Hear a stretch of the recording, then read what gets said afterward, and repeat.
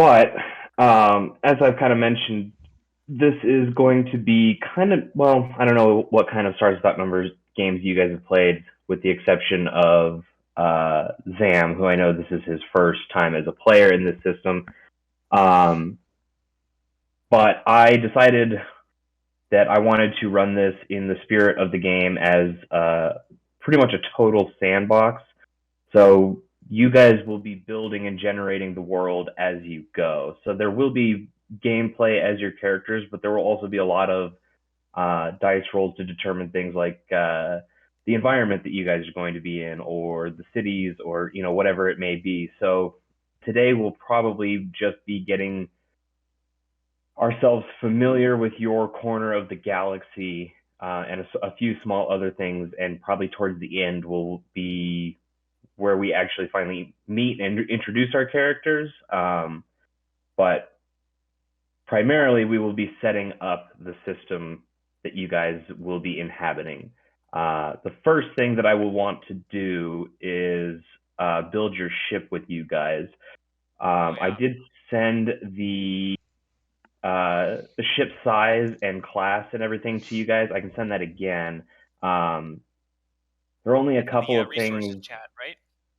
Yeah, there's only a couple of things that are necessary, like absolutely have to be on this ship, but the rest is going to be up to you guys to decide what this ship looks like. Let's see. Da-da-da. So we have cold sleep storage, colony core, extended life support, and Exodus Bay. I gotta pull up my book here. Yeah, I gotta pull up the PDF because I can't remember anything about building ships. I've only actually played this game once, and other than that, I only have GM'd it. So, and that was a one shot on the community thing. Well, you're surrounded by experts. Literally, everyone chose the expert class. Well, I almost went with warrior, but then my stats decided, no, don't do that. So building a starship starts on page 95, and so like I said, some of this has already kind of been decided for you guys, just based on what is necessary for establishing a colony. So your hull type will be carrier. A large ship. Yeah, and with the let's see, with the extended life support, that actually brings the base maximum crew capacity from 1,500 to 3,000.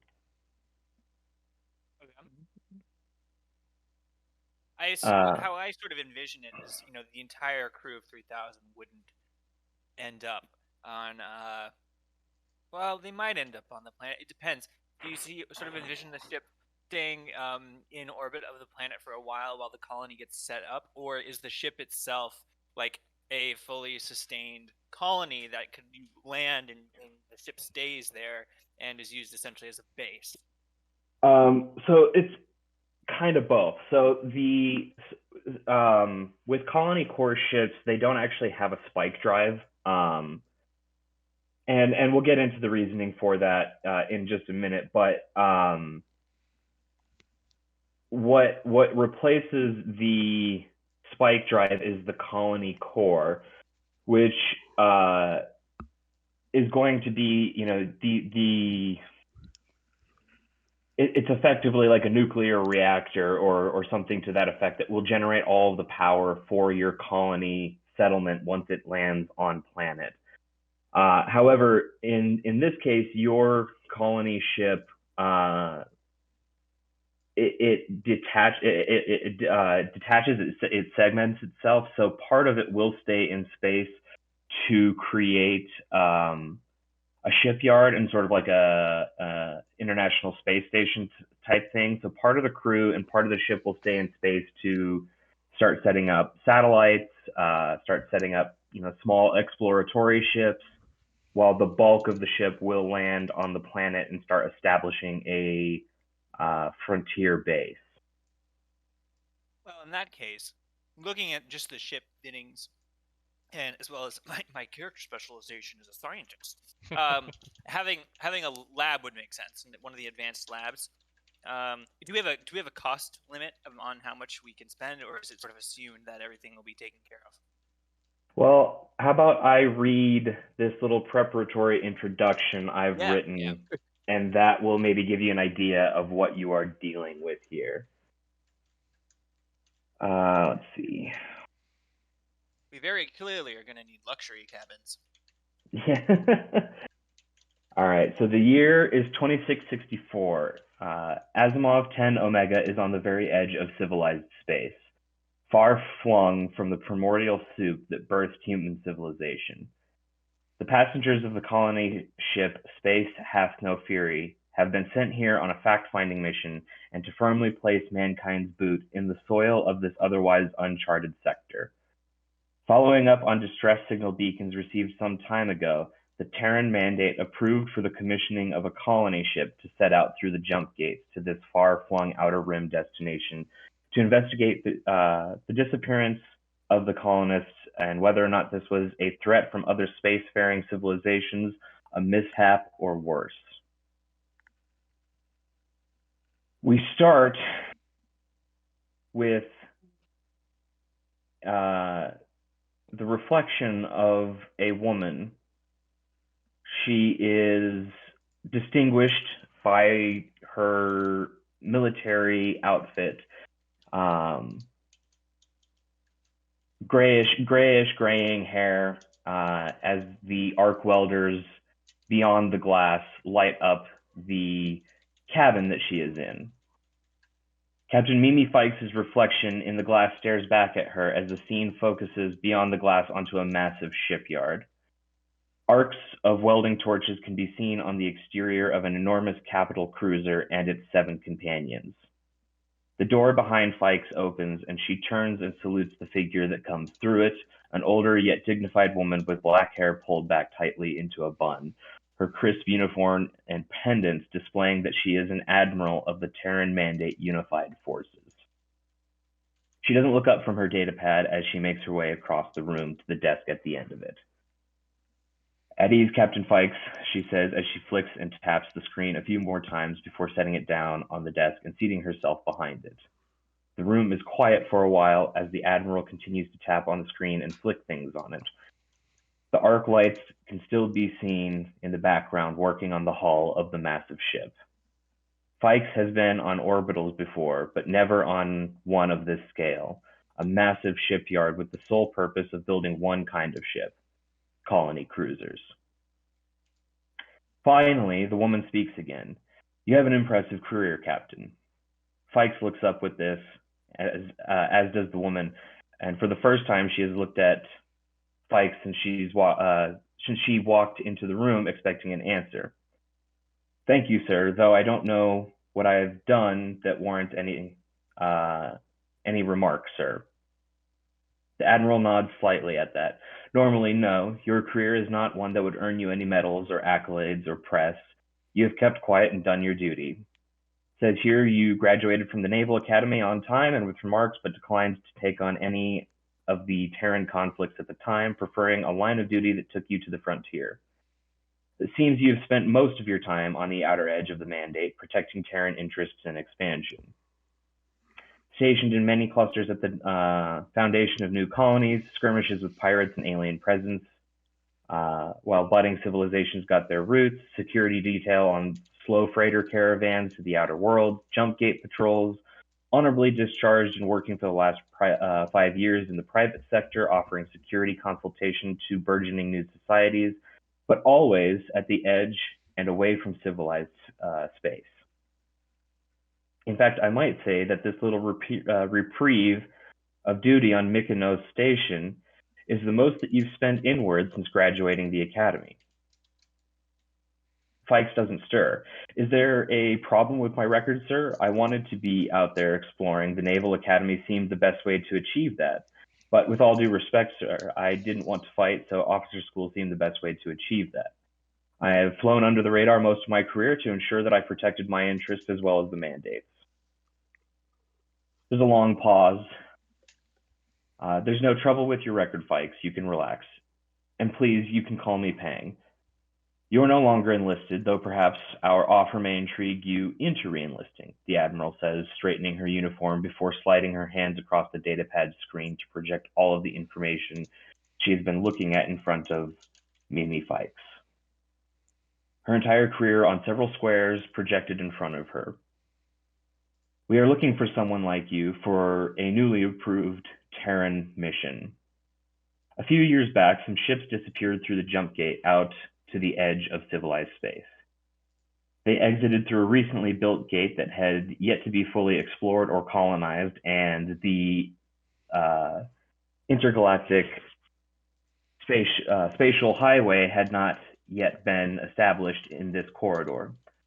These ships were not authorized by the Terran mandate to do so, but as you can imagine, it is difficult to police all of space, and frankly, they were doing a job for the Terran mandate whether they knew it or not. The ships were not heard from for a period of time until we got a transmission requesting help. Distress beacon from one of the worlds beyond the gate. Some politics were debated, bureaucracy had, etc., until the Terran mandate approved for a fleet of colony ships to be commissioned for a rescue. Exploration and colonization beyond the gates into sector Asimov 10 Omega. We would like for you to be the commodore of this expedition. The fleet you see beyond the window would be yours to command.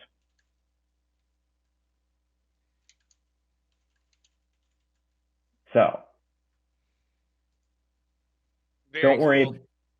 Don't worry about the 6 additional ships just yet. We'll focus on the flagship, which is the Terran Mandate Core Colony Cruiser Space Hath No Fury.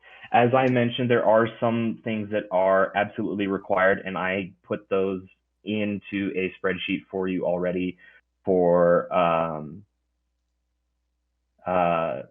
the cruiser in the resources chat. So you'll see that there is cold sleep storage, a colony core, extended life support, and an exodus bay. You'll see at the very bottom the total for how much power and how much mass that has consumed out of how much total a capital cruiser is capable of being armed with. So, any thoughts on building your ship? Yes. This is something I've thought about a lot. Things I would add to the base ship already. Yes, there's extended life support, but there's also the extended stores, which I feel like should be included because it doubles the maximum life support duration. I feel like that would make sense for a ship like this. Lifeboats. We've all seen Titanic. We know why. So lifeboats. Oh,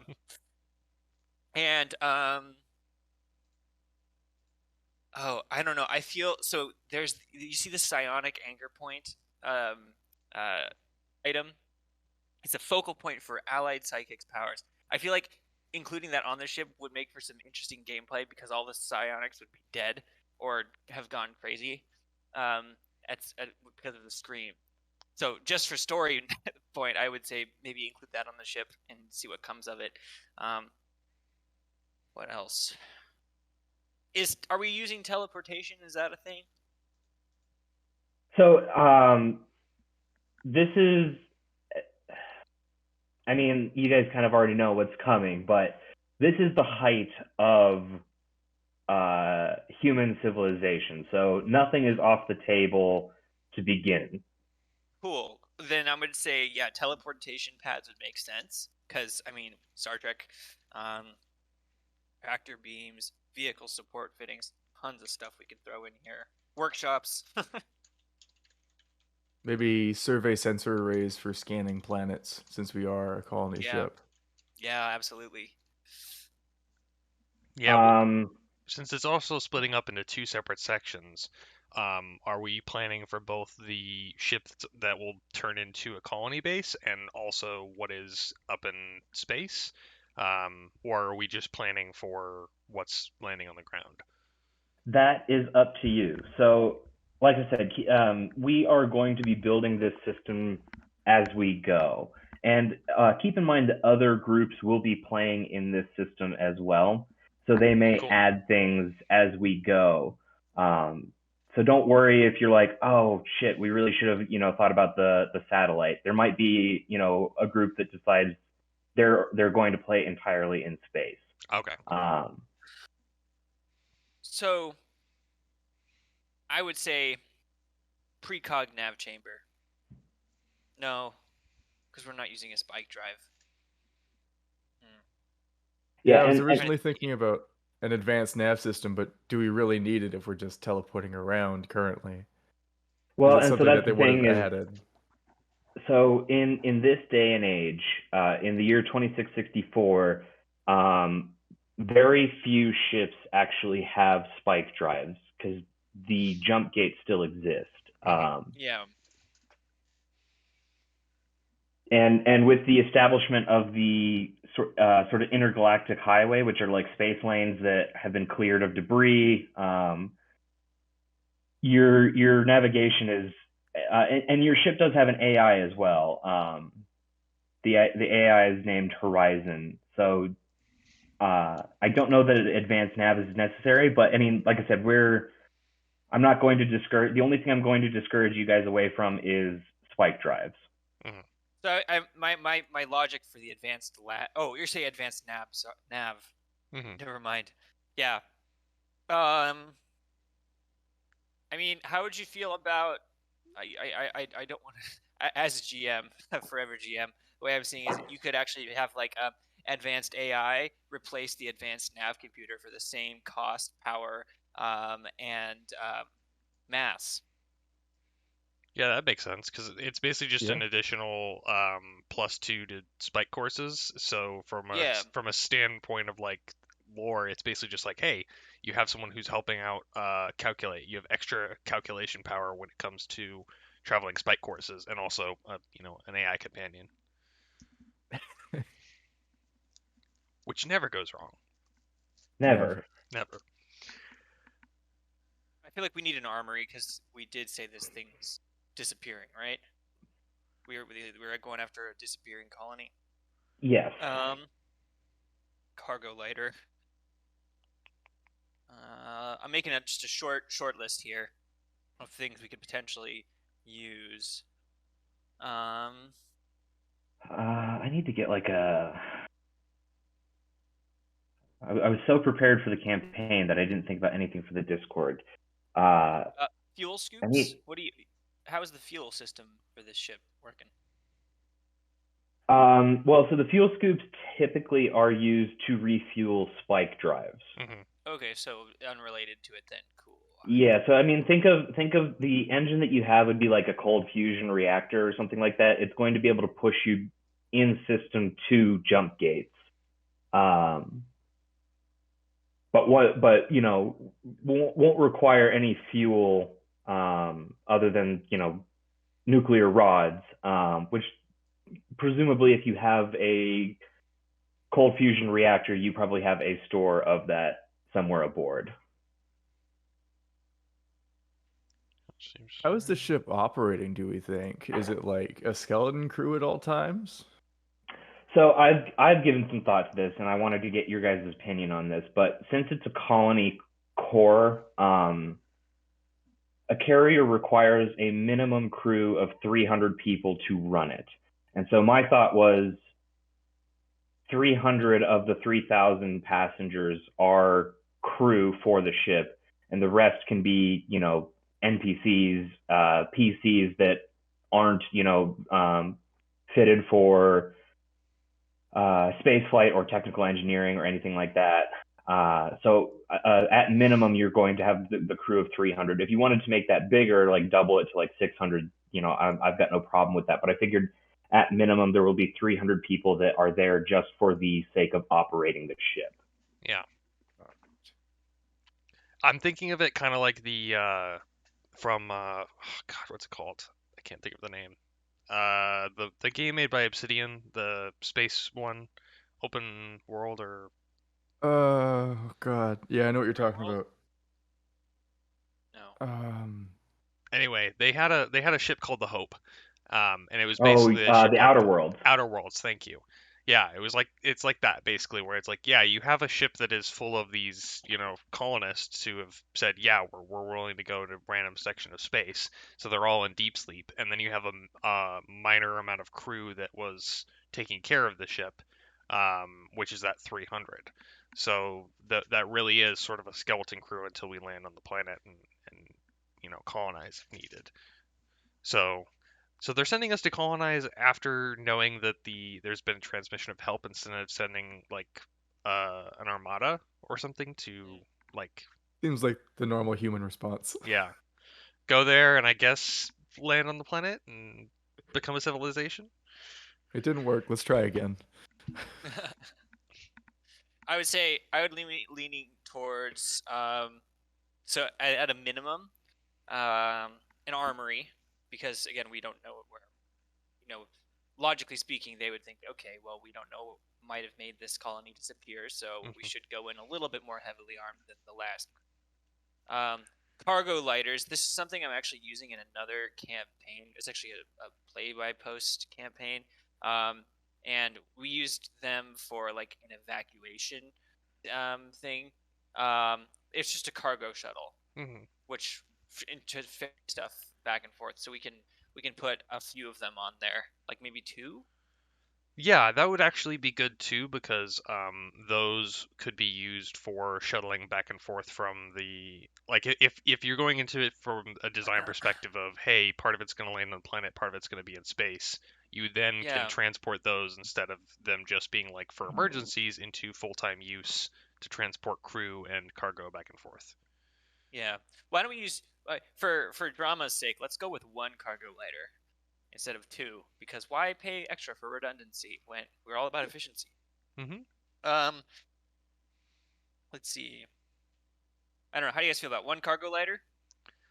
I would say Yeah. 2, just because it would make more sense to have like one as a backup or have both running at the same time. Yeah, but I guess is it meta if I say, like, as a GM, like, but if it breaks, then we have an adventure on our hands. Yeah. Instead I've of, got we'll just that. go use the backup, right? I've got that, and then in my mind, I've got like this massive fucking colony ship with just this one tiny in comparison True. cargo ship that we have. It's just like, all right, let's launch our one little tiny cargo ship to slowly bring everything off the ship. Yeah, I mean they're pretty large overall. Like for reference, a capital ship's ship bay that can store a frigate inside it has mass 4, and each cargo lighter is worth 2. So these are not small ships. These Jesus. are large frigates. Okay. So, yeah. No, let's just stick with 1 then. I was thinking of it sort of like Voyager in Star Trek, where they have their little ship that they create, and it's like, oh, this is our little like speedy, cargo thing that lets us travel between planets and not land the ship every time. Here, so I'm gonna make up just like a short list here. So for the for sure list, so cargo lighter, which is how much pass? Let's see, 0 power, 2 mass. Okay, and then actually, if we are is the let me see here. Is the game? It is at first. There's that numbers. If you want to create just an NPC or just a what's it called?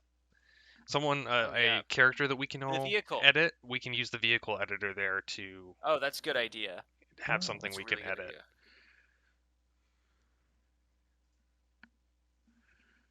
Sharovarina Anatolievna. Yes. I like it. Russian woman married to a Georgian man. Yep.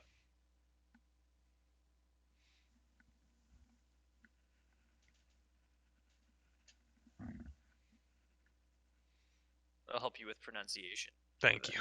Stuff. Well, I was trying to figure out how to make music, but it's beyond my technical capacity, so that's okay. So what do we think? Could you make another character for the ship itself so that we can put our notes there? In the Roll20? Yeah. Yeah. That way, if the other players in the other play-by post want to take a look at it too, that way we can all edit it. You can set it for everyone. Roll20 is rolling very slowly this morning. It's all good. I used the Knave character generator to generate my physical features. So Conrad is corpulent, so somewhat chubby, with a sunken face and pockmarked skin. Ooh. He's always disheveled no matter what, and his clothes are usually stained. He could do a better job washing. He is courageous and merciful, but also vain. He cares about his appearance quite a bit. He hates being embarrassed, and he has somewhat of a breathy voice. So I guess I'll talk like this. He sounds like a nerd who's like, "Oh, I'm the best in the world." Oh. Yeah.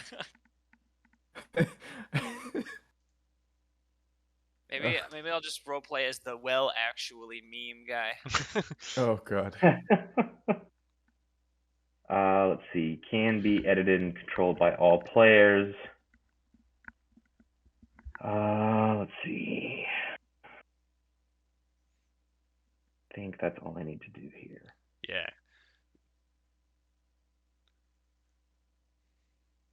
Save changes. There okay, so you guys should be able to see it. Yes, space hath no fury. Is it fury or furry? Oh, and we can edit. It says no furry. Should be fury. Okay. I mean, listen, I can throw up a space hath no furry. Okay, so one cargo lighter, right? Oh, you can make a table in. And I should also point out just a couple of things that I thought, like I said, this might be jumping the gun because it's hard to say what we'll get to today. But these are just kind of some things that I thought of and also polled for what would be useful to have on a colony ship. So this is just a list that I have, and if any of these kind of like line up with what you guys have already decided, great. Or if there's things that you're like, oh, we didn't think about that, we want to add that, go for it. Some of these might not be represented by actual ship fittings, but they could just be like cargo that you have with you. So we have seeds, medical supplies, a power supply, a manufactory/fabricator, satellites/shipyard, which is kind of taken care of with the ship splitting in half. Blueprints for prefab habs, guns, buildings, tools, vehicles, etc. Hydroponic, aeroponic, and greenhouses. The Haber process equipment, recreational facilities, digital archives of movies, history, music, art, etc. Trade goods, passive power/renewable energy, and a human genome data bank for genetic diversity. This sounds like what the Distant Light source book. Some of it I did get from there. Some of it I just pulled like the subreddit for Astronomica or the subreddit for Stars Without Number, and then I asked the guys over at the Astronomica Discord. So if there's things missing from that list, like I said, we're kind of building the world as we go here. But those are just kind of some of the things that I thought these need to be on the ship. What was I about to pull up? I feel like we can in terms of organizing the whole ship, for the colony section, I mean, we might as well use Distant Lights for that, just because there's a whole easy system. It's basically the same as the Starship fittings there. Yeah, and does everyone have Distant Lights? Because I can drop that in the Discord. If only if you were a backer for the Stars Without Number offset print edition, actually.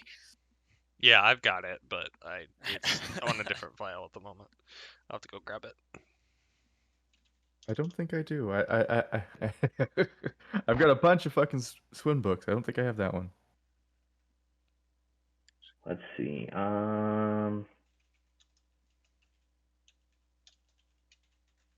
I like the idea of there being luxury cabins because that implies that there's like an upper class to this whole thing.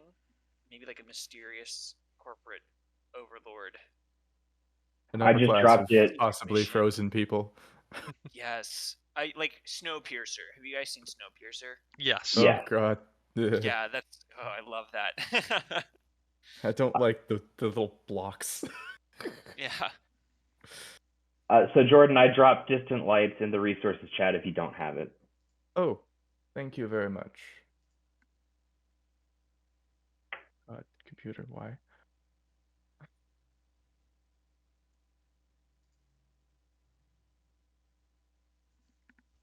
What?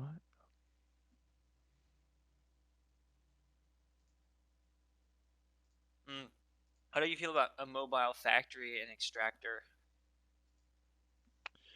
Let's see. Or not really a mining ship, I guess. Well, we can ditch that. Yeah, space mining and refinery fittings would be more important if we were like wanting wanting the station to have the ability to do that. Having repair facilities wouldn't be bad. The mobile factory might not be bad, because that would at least allow them to do ship repair, I guess? Or would that be better if it was like well, like maybe we can always set up a factory on the planet. Yeah, I was thinking. Oh, I'm trying to think multiple ways too, because like while we're gonna be on the ground, there are gonna be people that are in space, and if it's like we want them to be working in tandem, we would want. What if we do this? What if for today we are like at least this first part when we're designing the spaceship, we can sort of hand wave it and say that what we're designing now is the space portion of the ship. And like that way we don't have to come up with modules that we think can be used on the planet. I think that's already implied with the colony core module, which we can then refer to Distant Lights creating the actual colony later on. And we'll just assume that the colony core is carrying everything we'll need once we get to that point. Okay. That's my suggestion. Sounds good to me. But a cargo lighter, yeah. Armory would make sense, but now that you know what, I would say that you can even just include that for the actual colony itself. So in terms of what a ship needs, cargo lighter, yes. Lifeboats, I think so.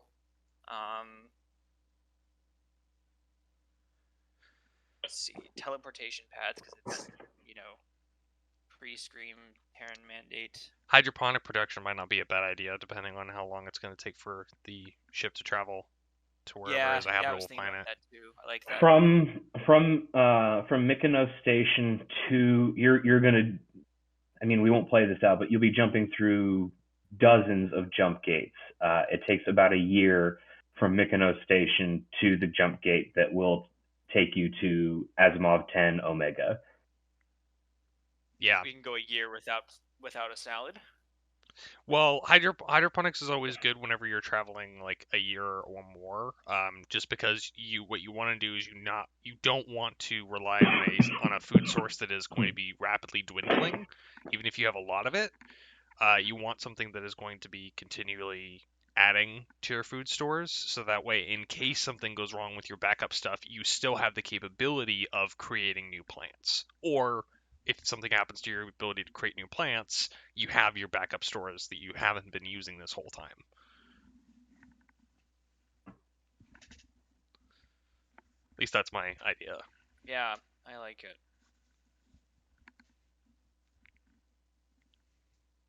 I mean, anything to make it more interesting, right? Yeah. So, let's see. Vehicle transport fittings. I think that would make sense. Because it has the tonnage space of carried vehicles. Let's see, vehicle fittings. Figures if we're setting up a colony, we'd need a bunch of cars and stuff to drive around with. So. Well, and that was kind of my thought. Not to like GM Fiat or anything, but that was kind of my thought with like a manufacturer or a fabricator and blueprints is to save on tonnage. Like having some vehicles on hand but also having the capability of building more once you land on planet and have the resources to do so. Mm-hmm. So just have the mobile factory as that. Yeah, and then just having like a handful of like, because like this is a military vessel, so like you would probably have like a number of jeeps and ground cars that the military just automatically put on board. But the ability to produce more was kind of where I was thinking having that mobile factory would be useful. So I just went kind of one by one here. So cargo lighter, lifeboats, teleportation pads, hydroponics, vehicle transport fittings, mobile factory. That puts us at 6 power, and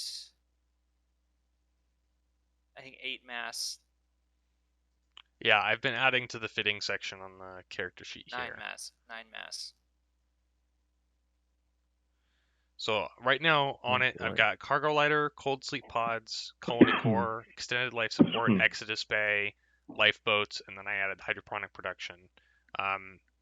You said you put your other stuff in the resources chat or the character chat? I think it just in general is where he put the. Okay. Yeah. Oh yeah, sorry. Teleportation pads and mobile factory. Okay. Teleportation pads and mobile factory. Okay, so according to the, let me make sure I have everything. Lifeboats. Okay. So from what I have on here, including the stuff that was already on the sheet, it says we've got out of 100 mass, we have 59 still free, and out of power, we have 29 out of 50. So we can really jam the ship full of stuff. Yeah. And having a expansive cryo bay and the like, would we want to think about having an extended med bay as well? As in like having a full hospital type of situation if bad things were to arise? Yeah. Makes sense. I would think so for sure. Yeah. Well, and again, not that anyone is aware of it going on this mission, but since not knowing that the scream is about to happen, but knowing like you guys are going into uncharted space, and it's a year out for any supplies. This is not a established trade route yet. So the slow freighters that would normally bring supplies to colonists this far out from the central spire of the Terran Mandate, you guys will want to bring as many supplies as you can with you until trade routes can be established. Well, then let's give this thing an auto-targeting system. Yeah, and we haven't really discussed military functions at all, too. I mean, if you guys want to add guns to your ship, you're more than welcome to. I would only...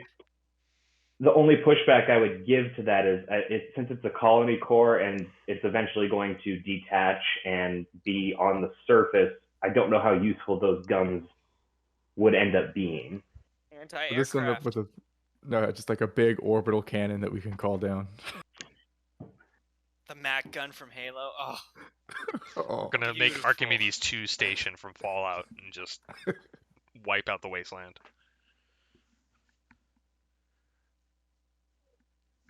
Yeah.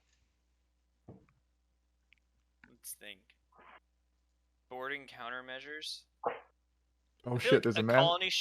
A colony ship is a very valuable thing, and any sizable polity or rebel group would potentially want to capture it. So having boarding countermeasures might make sense. And I know that I said earlier not to worry about the other 7 ships, but I mean, keep in mind that you could put like defensive capabilities on those as well. Yeah, you want heavy, and then you also want a little light, so that way the smaller ships can help with some of the smaller targets. Fuck, now I'm just imagining a bunch of satellites around the planet with mass cannons and this. Oh, it'd be great. Doesn't make any sense, but it'd be great.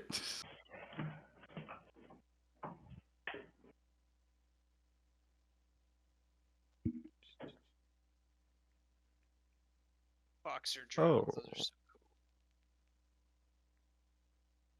cool. Oh, here we go. This might be useful. The Planetary Defense Array.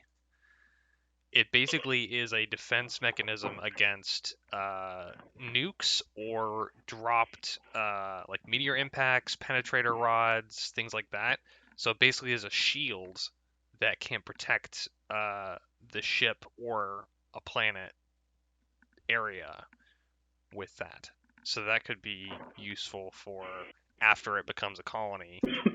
You basically have a giant fuck off shield. It's like, yeah, you want to fuck off and shoot meteors at us? That's fine. We'll just block it.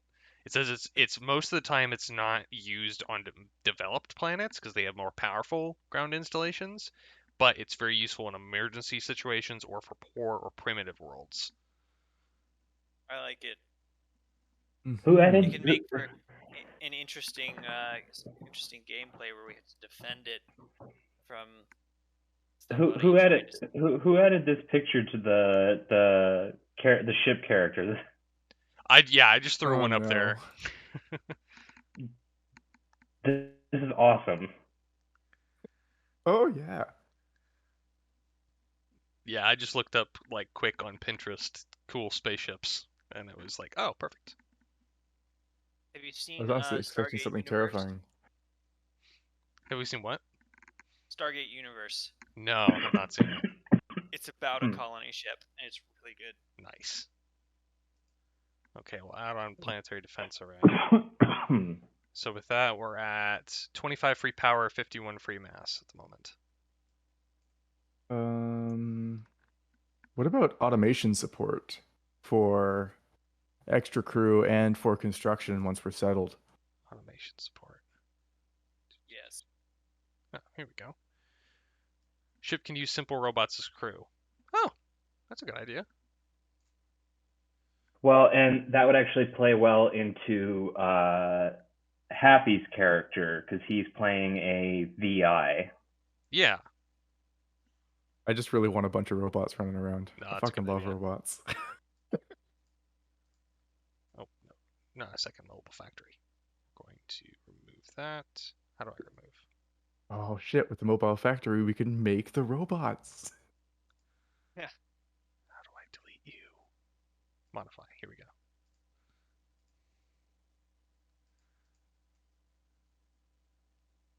Automation support. There we go. All right, so we're still at 23 free power, 50 free mass. So we've got a lot of free mass on there. Not a whole bunch of power, but not terrible. I feel like since we are making a colony ship that has to travel really far, it's okay to have that free space because we could, assume one that it's to, reduce weight. Yeah. And also that rest of that space. I mean, people have to live somewhere. There's probably a bunch Did you factor already for like for example hydroponic production? The mass gets multiplied by 8, and the power, I believe, by. Some of these, I just put them on as a minimum, depending on how many we want. Yeah, I went based off of the character sheet that was on here. So when you select the hull type, it does that calculation for you. Oh, sick. Oh, perfect. Look at that, Roll20. You know what? I don't care what anyone says about Roll20. It's functional. Yeah. It's very functional. It's adequate. Taking a look at weapons here to see if there's anything that looks like it would be useful for a large. Yeah, I was going to say, if you guys want to look at like starship defenses or weaponry. Yeah, my suggestions for this were point defense lasers because they look awesome when they are used. Boxer drones, maybe. And both of those are under the defenses, right? Yeah. Okay. So Foxer drones. And if we have a support fleet, I imagine that support fleet takes on some combat capabilities. Or are we alone? sorry. So we'll get there. Good to know. Oh, torpedo launchers, because torpedoes are cool. We should have that for sure. Nuclear missile? No, we wouldn't have nuclear missiles. That's like the Stone Age technology. We've gone past useful things, and we're just like, oh, this is cool. We should get this. I do love that in the far-flung future, we're still like, yeah, but nukes.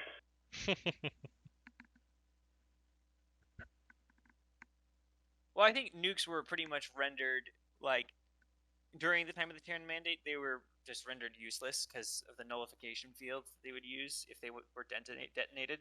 So I think something like a polyspectral MES beam would be cool, because that does it's a pre-tech weaponry. I mean, you guys have 25 power left. Why not a singularity gun? Ooh. 20 million credits. Jeez. But I mean, well, just think about it. That's for capital ships.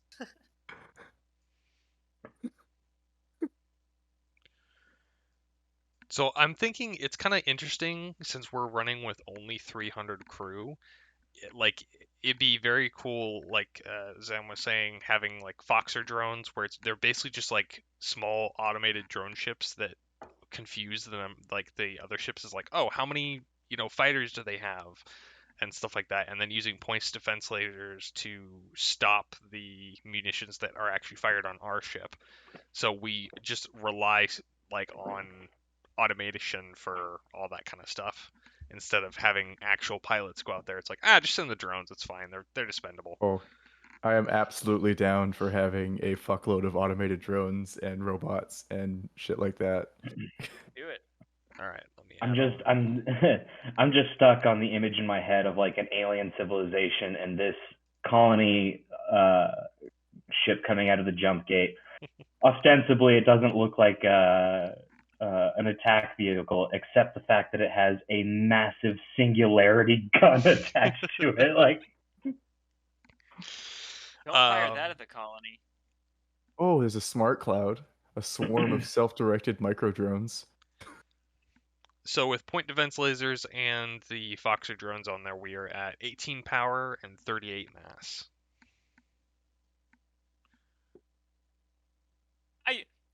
I don't think we need to max out the ship, personally. Yeah. There's so many cool things. You also have to think about it from the ship designer's perspective. They would be trying to minimize cost here. So. Oh, the smart cloud. That would actually be good, because that would leave us some free power. We have definitely enough mass for it, and again, it's leaning into the whole like, hey, we don't want to go out there and fight, so we're going to send a swarm of self-directed micro drones that just wipe out waves of fighters that are going to come attack us. I like it. Let's do it. Okay, smart drone, smart cloud. There we go. All right, and so many drones. That, we are at 8 free power and 33 free mass at this point. I would say leave maybe that power for redundancy. Yeah. Yeah. I don't want to max out the ship. I mean, I do, but I don't. Mm-hmm. Especially and with that free mass, we can. Anyway.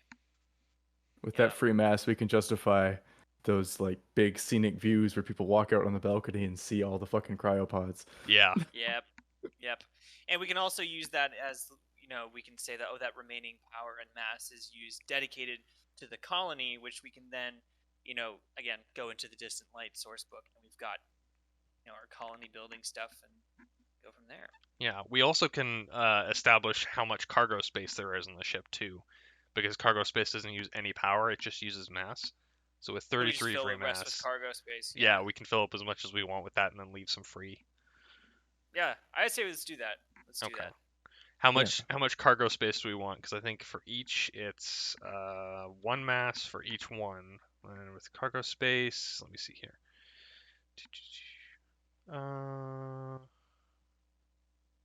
1 point of free mass grants 2 tons of. Oh, sorry. In a capital class ship, 2,000 tons of cargo space.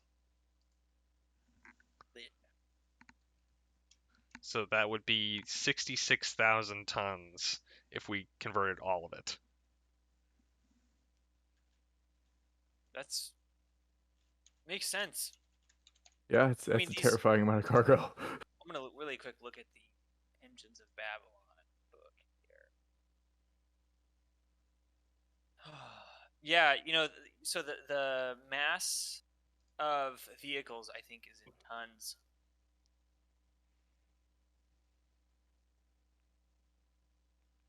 Or at least we can say that's what they are relative to the ship. So we can have our ATVs. Those take up an ATV Explorer. Oh, that's so cool.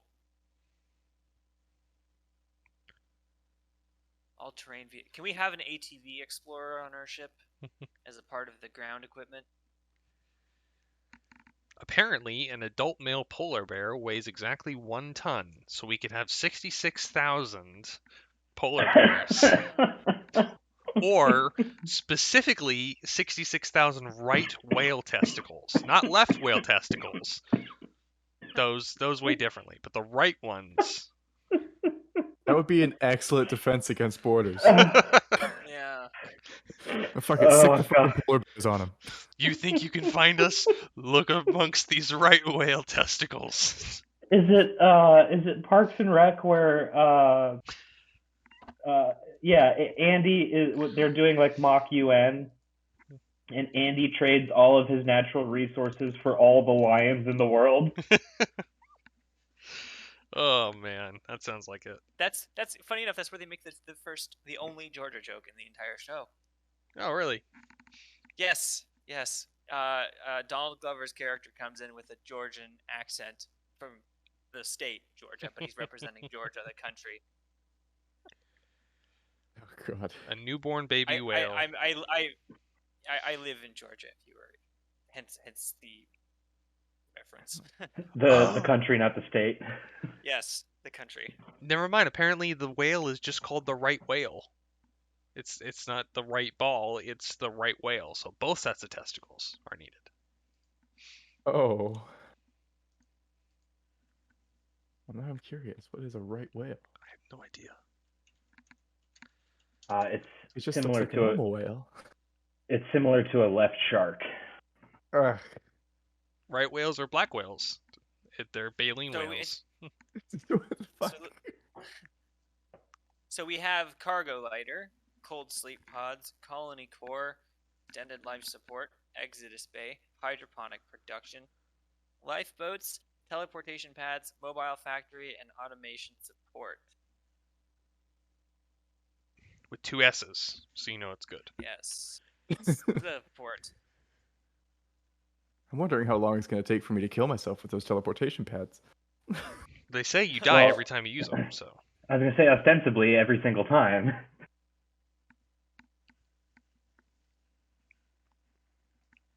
Okay.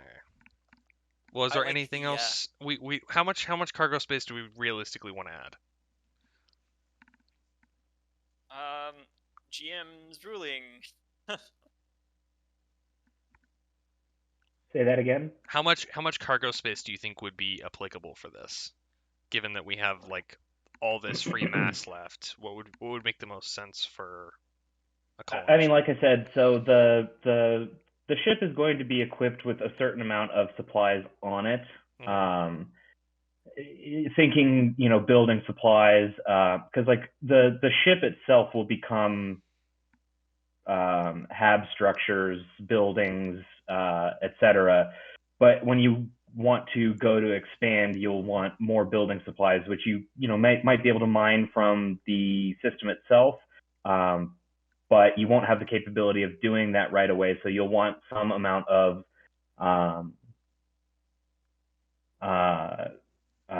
spare parts, food, all those sorts of things on hand, ready to go until you have the capability of, setting up a strip mine or, I think that there's starship fittings that you could, have like atmospheric harvesters that, just go out and mine the ferrous materials from asteroids and stuff like that. So like, I would say realistically, however much cargo space you think is necessary for a year's supply of spare parts, rations, that sort of thing.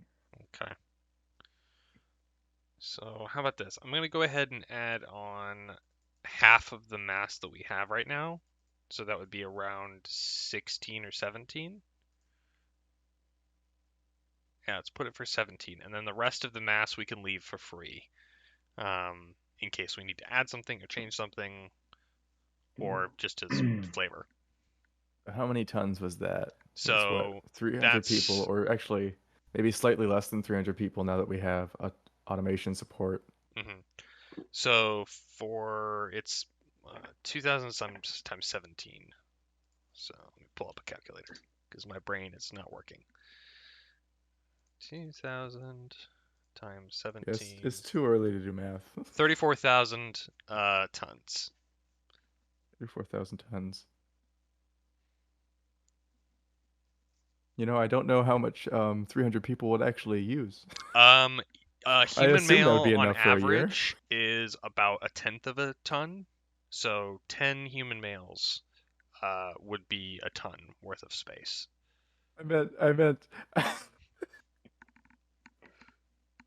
I meant how much supplies we'd use as the people away. How much food? I'm just curious. How much food would you need for a year? 2 pounds a day is 300, the general. 300 pounds of grain per person, regardless what their age is, for a year. So 600 pounds a day. That's 300 pounds per person. So 300 times 365. Oh God. Apparently, according to this, we'd need 109,500 pounds. Divide that by 2,000. So we need 54.75 tons per person. So we're good. Yeah. Oh, per person. Per person. Shit. For a full year. Well, but remember, you also have the hydroponics that's growing food as you go. So times 300. So we would just need 16,425. So that's about half of the space we have in cargo space just for emergency ration foods. That makes sense. We'd go a little bit above that for all the rations, and then we'd still have a good 12,000 tons of miscellaneous stuff, medical supplies, maintenance stuff. You can give us a plasma beam as well. Plasma beam. Just supplement the what's it called? Smart cloud. Okay.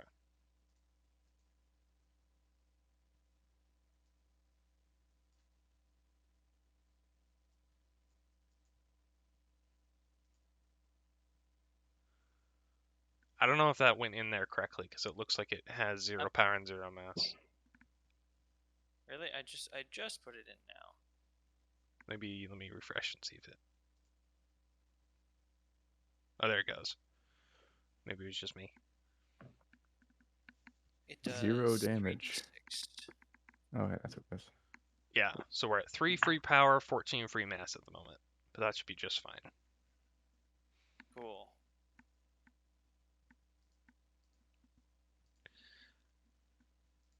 I think we're set on the ship then. Yeah, I think so. Okay.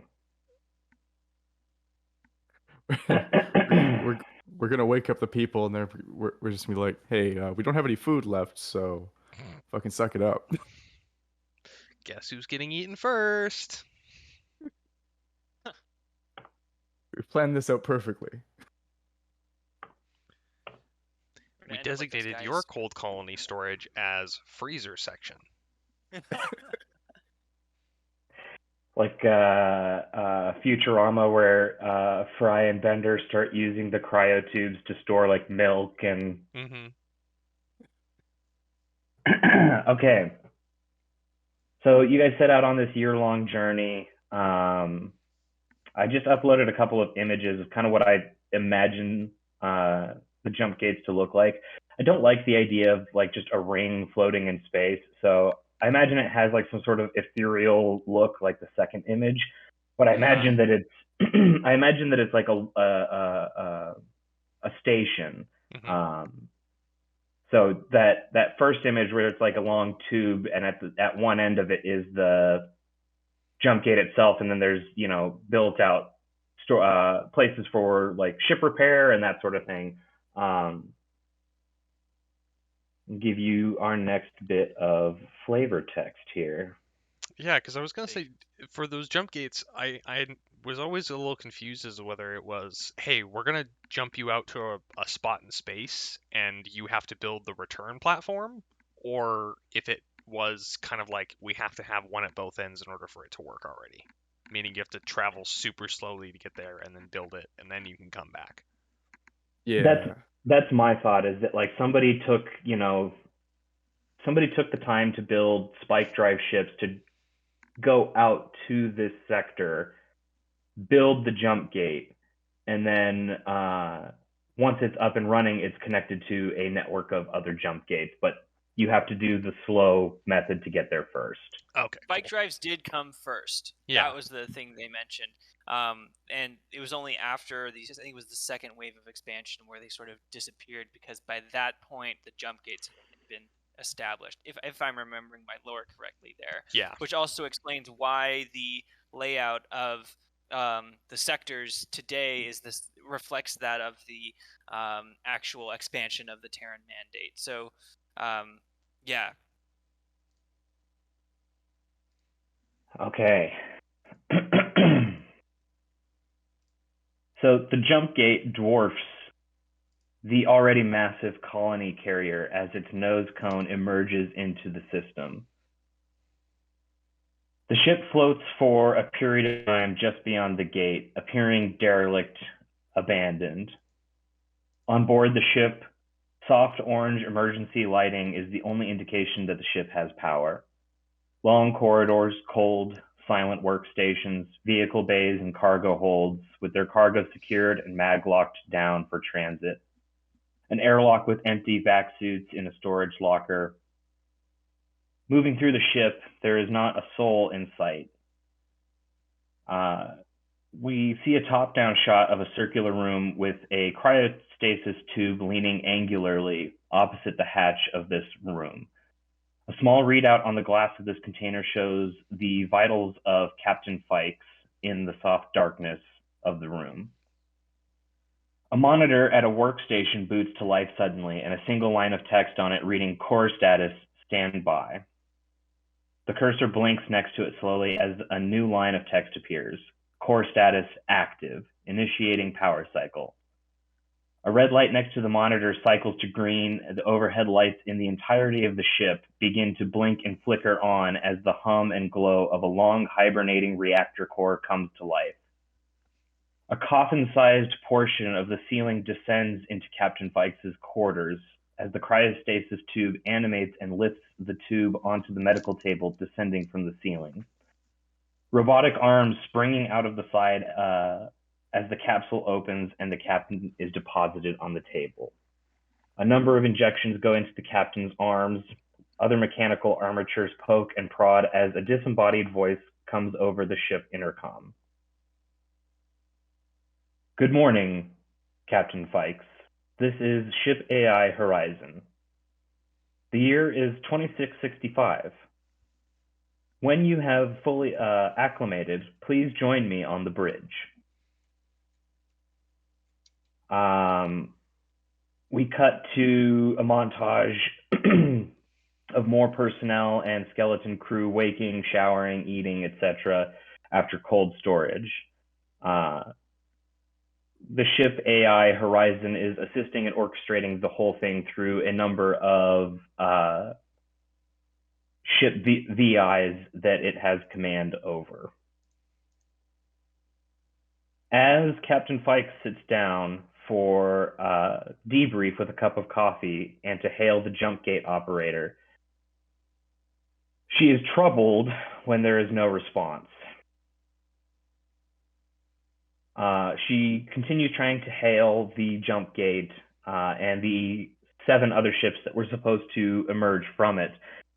And this is when the ship AI Horizon comes on screen and says, "Captain, there appears to have been an accident while you were asleep.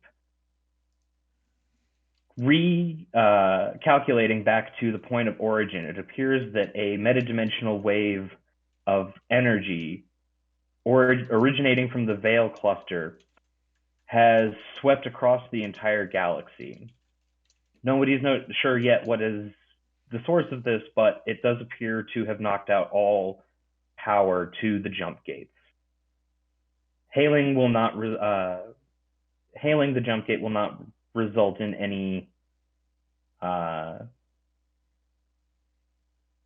response." Sorry, I lost my place on the page here. Captain Fikes leans forward and looks at the data that Horizon has put onto the screen in front of her. And after analyzing, pushes a button on her data pad and a klaxon goes off in the ship. Alert. All personnel to report to the bridge. Alert. All personnel to report to the bridge. As the groggy and still awakening crew makes their way to the bridge, Captain Fikes alerts them to the situation. It appears that the core ship, Space Hath No Fury, is alone and cut off. What's worse is it appears that the fleet that was supposed to come with them has been lost in metadimensional space. The onboard survivors, a crew of 300 and an additional 2,700 passengers, are all that we have to work with, the captain tells the ship. Additionally, it appears that several of the bodies in cold storage are going into shock or dying. It appears from preliminary data that those affected were our psychic contingent. What do you guys want to do? You're kind of going to be playing the captain and her officers here for what is to be done in this emergency. It's funny you mentioned the psychics, because I was literally just about to ask if anyone on the crew or in stasis had died because of this. Yeah, so we cut to like cold storage, and there's like a number, like an undetermined number yet, but a number of cryostasis pods that have like red blinking lights, maybe like some blood smears on the inside of the cryotube. It was a violent death for those that did die, but some of them are just blinking like the person is still alive, but they are in critical condition. So you guys are going to be playing sort of nameless NPCs and Captain Fikes to determine what is to be done here. You will also... This is Dr. Nathan Scott here. We need to get every one of these patients into the hospital. I'm the chief medical officer on board. It's what I say, it's what we do.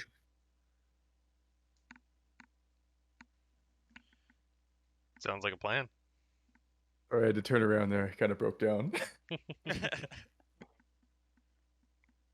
You'll also note, this is just information that Horizon has been up and running for a few days now. You guys have been on the drift while the ship powered up. So it's been a few days since you exited the jump gate. And Horizon has been able to gather a small amount of information about the stellar system that you are currently in. So if any of that is interesting to you, let me know. But otherwise, you are currently floating as the ship powers back up from its drift through the jump gate, and you have a crisis slowly but surely beginning to spread throughout the ship. Yeah, I'd like to go into like damage control mode as like an engineering commander. Oh my god, it's early. uh, and see if our ship was affected negatively in any way, because we know the um, gates are down, but is it like fucked our systems up? Yeah, I would say do a full body check, and then we focus on next steps after that, and taking care of our wounded. Well, Ayaz, I think is how I'm going to pronounce the name here. Ayaz is going to, as a member of the ecology team, he's going to start running the numbers on supplies and such to calculate how much the ship, or how long the ship can provide for them before things become dire. So it's early to do that, but he would probably. I guess that's not to choke you off there, but that's an important question to ask first. Are your PCs part of the crew, and are they awake? Yeah, for me, I feel like that would make sense. Okay, so then you can play your character then, Zam. Okay. I am most definitely in the hospital. Okay. Artie, do you think that your character would be part of the crew, or do you think that you're still in stasis? I would say that I think from a standpoint of just like business, she would probably still be in stasis. Just because she isn't like part of the crew that helps run the ship. She would just be there as like a financial liaison and like keeping an eye on the interests of her business partners. So she would probably still be in stasis until they were woken up as like, oh hey, we're getting ready to land, or we're getting ready to like get stuff taken care of. Okay. Oh. So, go ahead. I guess I should clarify, because I just realized I never actually posted my character details on the Discord here. But I was a psychic. Basically, at the start of the game, I am no longer a psychic. I've switched to expert because the scream fucked me up real good. Ah, okay. Nice. Makes sense. So, by in the hospital, I'm not working in the hospital. I am nearly dead. Patient. Yeah, so to start things off then, so Zam, I will let you play your character, but the two of you, Artie and Jordan, you guys can, kind of take on the role of, you don't have to play any individual character. You can kind of just act as the crew. I will give you, if there are any dice rolls that need to be done, we can assume a basic competency of, ship engineers, tech, that sort. So you'll get a +2 for your NPC roles to whatever, skill you need to do to figure these things out. Cool. Let's see. So probably, I think one of the most important things, like we were talking about, was kind of getting a full body check of the ship and working on medical stuff. So making sure that everyone is alive and healthy. Yeah, I want to make sure our reactor isn't about to fucking kill us all. Yeah. Ayaz and his, I'm going to say Conrad here. Conrad and his team, I think, are going to be tasked. It would make sense for them to be tasked with, again, assessing the resource situation, but probably also looking, using the ship's scopes to assess the planetary system data to figure out where further resources might come from. Okay. So let's kind of dissect this a little bit. So let me pull this up real quick. So let's start with the ship. And you guys are really smart here not to include the psionics nav component.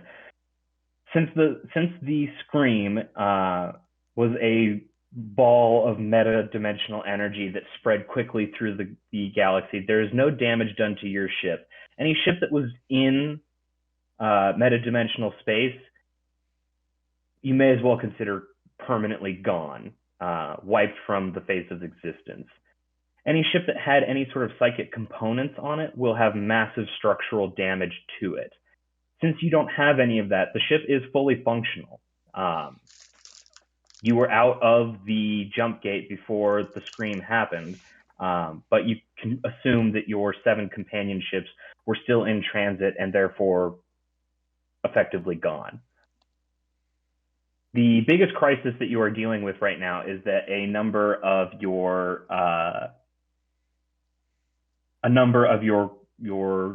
passengers are in critical condition, if not already dead. So if somebody wants to roll me a D100, we can determine how many psychics there were on the ship, and then we can roll a separate D100 to figure out how many survived. Yeah, I'll roll it in the chat here. Alias, do you want to roll the other 100? So that's the first sure. one, 62 psychics on board? We'll bump that number up since there's a total crew capacity of 300. Since there's 3,000 life forms on board this vessel, I think we can all work together here to kind of figure out like what percentage to multiply that on. Like how many? Basically, we're going to determine how many psychics would be useful to have on the ship. I don't know that it's going to be a large number. I think that the majority of your passengers are going to be workers, engineers, those sorts of things. But in this day and age of the Terran Mandate, psychics are a pretty regular part of life. So I imagine that it would be not a huge contingent, but there would be a number of them on board. So I mean, if you want to just go with 62, great. But I think that given that there's 3,000 people on this ship, we might want to bump that. So I was gonna say the book I think says that like only like less than 1% of people end up being born with any sort of psychic aptitude. So what if we just leave 62 as the number of like survivors, or at least the ones who are in critical care? Because if it is less than 1%, we're talking less than 300 people on a ship of 3,000 who would be psychic, and we know that the scream killed most of them. So I think it would, be logical that around 60, 50 would survive. Okay, well, so Jordan, what did you roll for your D100? I had 12. 12 survive. Oh God. Not a good day to be a psychic, that's for sure. Yeah, so let's say let's roll so 62. I actually like the idea of there just being 12, because then it's like the 12 ascended are the only ones that have survived. There's 12 left. So roll another D12. Roll a D12 for me and tell me how many of them are in like critical condition, like on the verge of death. 2. Cool. So I think I'm one of those. Yeah. Okay. So that's your first crisis. Your first crisis is that there of the 3,000. So, and let's keep track of this as well. So of the 3,000, there were 62 psychics. 12 of those survived. So we've got 48 dead passengers. Yeah. Oof. More meat. Yeah, and it's probably like pretty fucking horrific going down there and trying to figure shit out. Just cryopods filled with fucking paste. 3,000 minus 48. So you guys, your max crew right now is 2,952 people.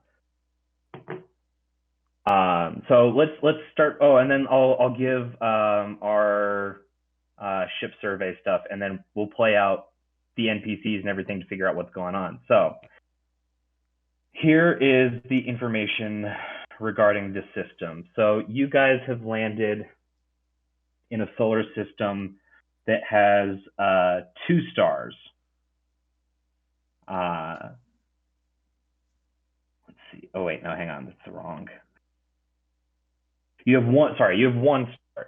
It's a yellow-white star. It is slightly larger than Sol. Its stellar mass is G0 or 1.1. It has 7 orbital zones. and of those orbital zones, the third orbital zone from the sun is what we would know as the Goldilocks zone or the habitable zone. In this zone, we'll go zone to zone. So zone 1 is a asteroid belt. It is small and dense. The second zone is a gas giant with 7 rings and 70 moons. Oof. The habitable zone is a gas giant with 42 moons. And then beyond that is the cold zone of the solar system. So there's a gas giant there with 24 moons. There is a terrestrial planet with no moons. There's a gas giant with 9 rings and 64 moons. And then the seventh zone in this solar system is inhabited by a binary planet. This means that there are 2 planets that are locked in orbit to each other. There's a terrestrial planet and a dwarf planet.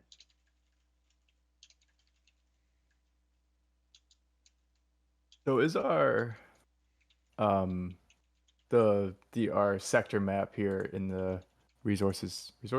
Yeah. Is this are its tags accurate to what we have in the system?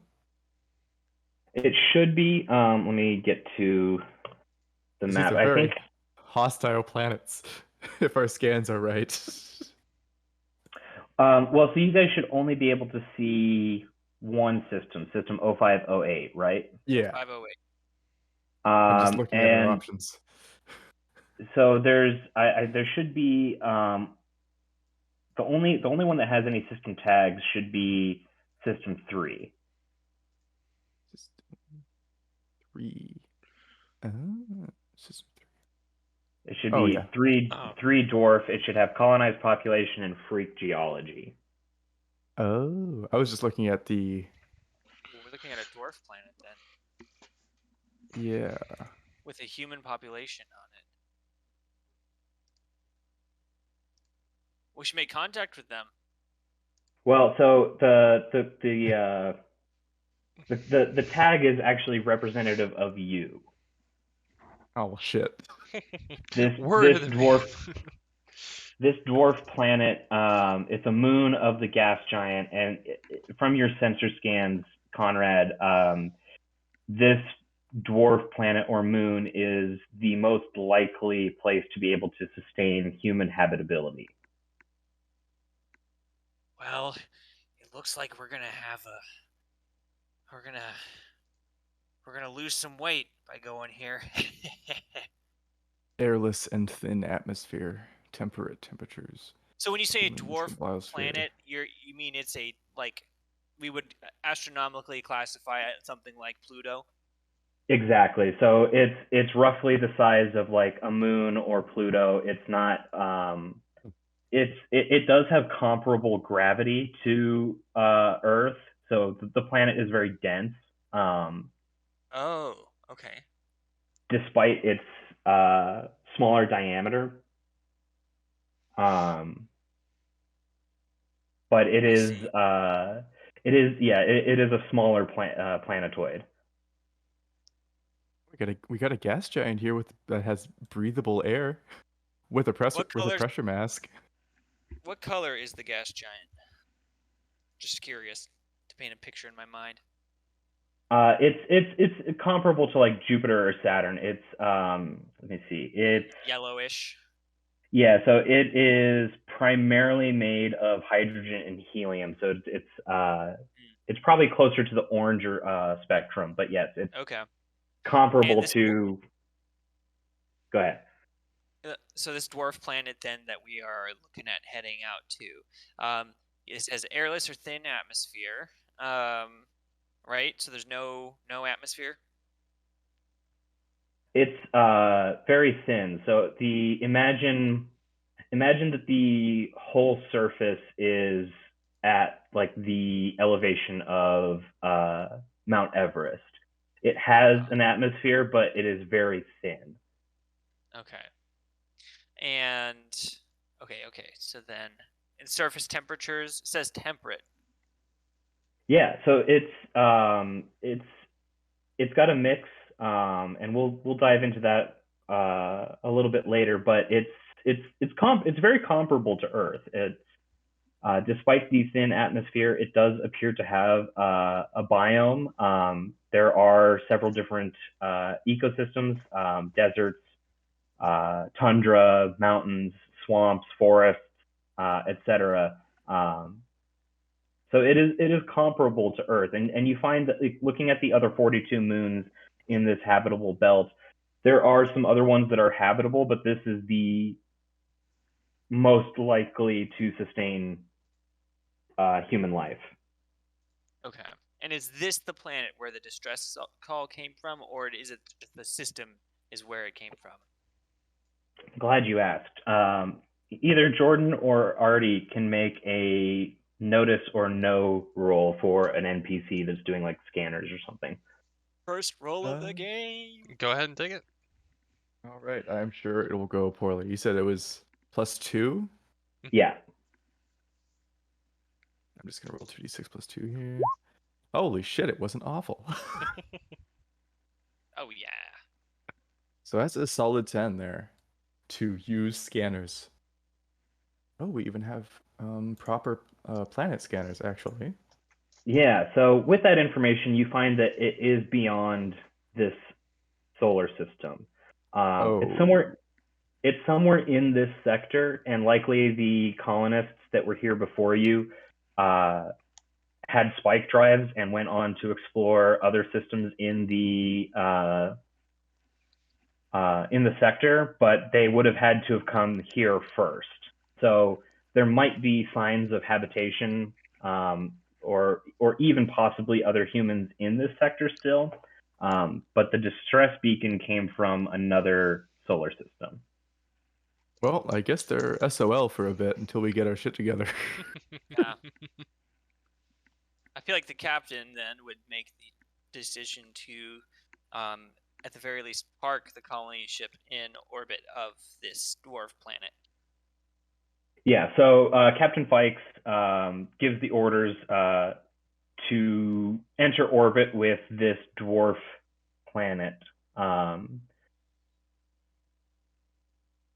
And from there, is going to be organizing with the crew to figure out what to do. So, I mean, list of priorities.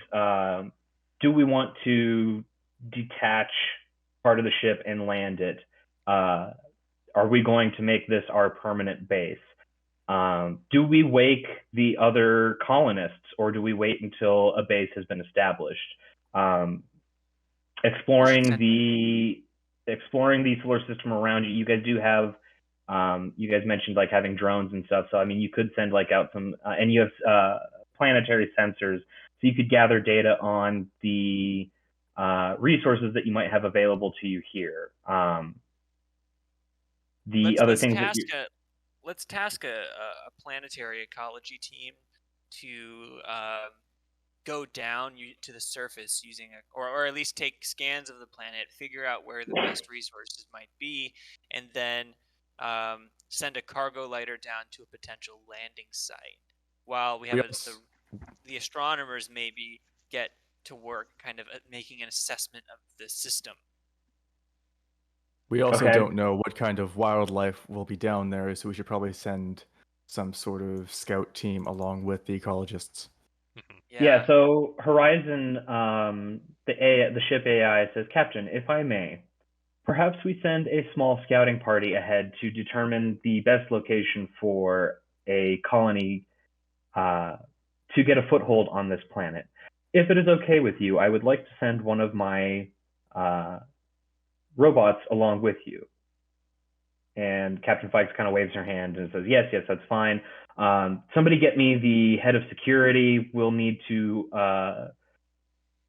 provide armaments for those going down to the surface. We'll also need a research team, so get Conrad up here and anyone else that you deem necessary for a surface exploration. do we want to wake the other colonists? I think we should wait until we have a proper foothold before we do that. Yeah, agreed. I agree. Too many cooks Don't in the want to kitchen. wake them up into the chaos that we're dealing with now. Yeah. They're just civilians. Okay, so Artie, I want you to think here for a minute on why you would be brought out of cryo for this ground mission. I think specifically for her, she would probably have like a stipulation in her contract that was, woken up in case of emergency. So in case there was something like this, she was designated like one of the colonists that was supposed to be woken up in case there was like some major decision that needed to be made or an emergency scenario. And then why she would join on the mission is real estate. I mean, learning what is around and learning the best place to set up shop is always the first point of action. So she would want to see what's going on down there and what she can claim. So start thinking about a scene for that. But before that, let's drop in on our dear friend Jordan. Hi.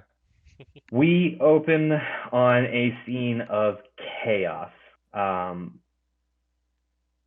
The 12 cryopods that have the living psychics have been moved to the medical facilities. Several of them have been cracked open, and there are a team of medical staff currently working to revive and resuscitate them. As I mentioned, there are some... I don't want to imagine like a civil war kind of thing where there's like blood everywhere, but like imagine that there is like, viscera and blood, like the trauma of... Like all psychics are their powers are linked to metadimensional energy. So I imagine that while it's not necessarily the bloodbath of sawing off arms and stuff like that, there is some level of grotesque to this scene.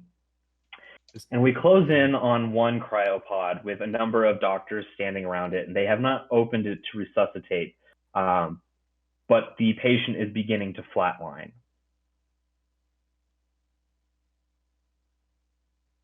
I'm going to give Artie and Zam control over some of the NPCs here, and I want you, alias Jordan, to make a survive check. Oh, God. Do you want me to make a survive check as my boy? Yes. Because... All right.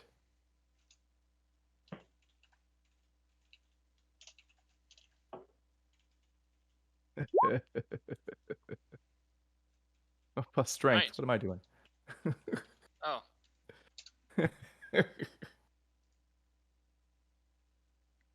A 5.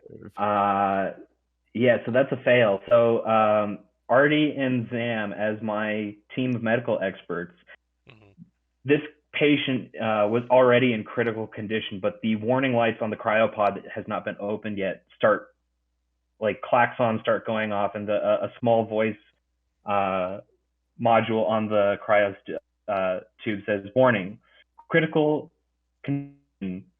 Patient is going into cardiac arrest." And inside the tube, it's still kind of fogged over from the ice since he hasn't been released from cryo yet. But you see a body that is starting to twitch and go into seizure. Oh no! What do you do? As my two NPCs here. Dr. Nathan is at the ready with a bag of saline. I don't know. He's gonna do what he's gonna crack open he's gonna hit the emergency release on the cryopod, pull the seizing body out, and start give him like an injection of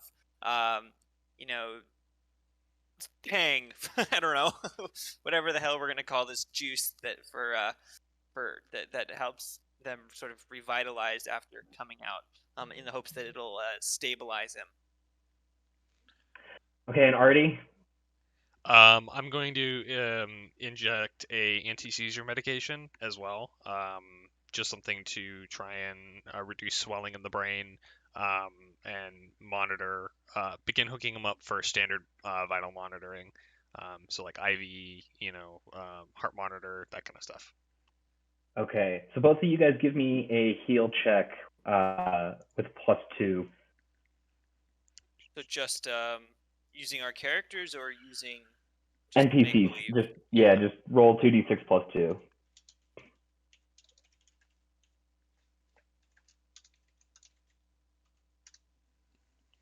Ooh. Hey, rolled a 9. Okay.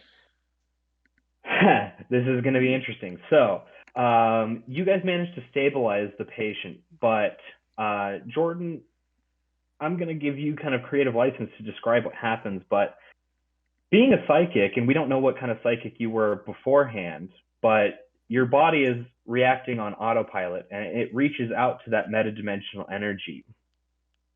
What comes out of your body in response to being poked and prodded and stabilized? Oh, God. So I think it's like as soon as he's like almost stabilized, you can see his veins like start to puff up and like almost like they're being filled with some sort of gas.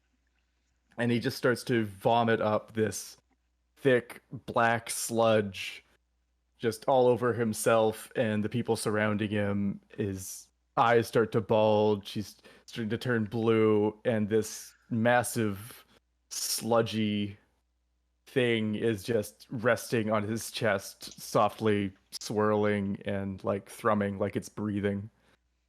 A look of recognition passes over Dr. Nathan's face, and he says, "Nurse, prepare 2 cc's of ivermectin." Jesus. I know exactly what's going on. I'm a doctor. Hang on. Zam, put Dr. Nathan in the characters tab as an NPC. We'll keep him in mind as a future NPC. Professor, or which one? The NPC that you're playing, since you gave him a name, Dr. Nathan. Oh, put him in the Discord. Yeah. We'll just remember that there's an NPC. Forgot what I said as the last name, so I'm going to say it's McCormick. Okay. So this viscous black ooze comes out and starts to coalesce on the patient's chest. But besides that, it doesn't appear to be doing anything hostile yet. But the patient has stabilized. Ivermectin helped. You're reading. He's not brain dead. He appears to be not in a coma, but he's comatose. But otherwise stable. This thing is not moving from his chest, though. And we will move from our medical bay to the cryopods, where a priority alert starts to ping on one of them, and that correlates to a beacon on Captain Fikes' command station on the bridge. And Horizon says, "Sir, there appears to be a priority signal coming from the cryopods." And Fikes pinches the bridge of her nose and says, "We don't have time to deal with this now, Horizon. We've got bigger pressing issues." And Horizon says, I hate to insist, but it is a priority alert that is overriding my ability to shut the system off. And Fikes looks and it says, priority patient to be immediately resuscitated and revived from cryostasis upon emergency situation. And Fikes pulls up the what do you call it? The ship manifest to see who this patient is, who this passenger is, and lets out an annoyed sigh and pinches the bridge of her nose again and says, "Fucking bureaucrats." And presses a button that releases authorization to open the cryopod. And Artie, I'll let you describe what that looks like. Yeah, so I mean, it's the standard cryopod opening for any individual.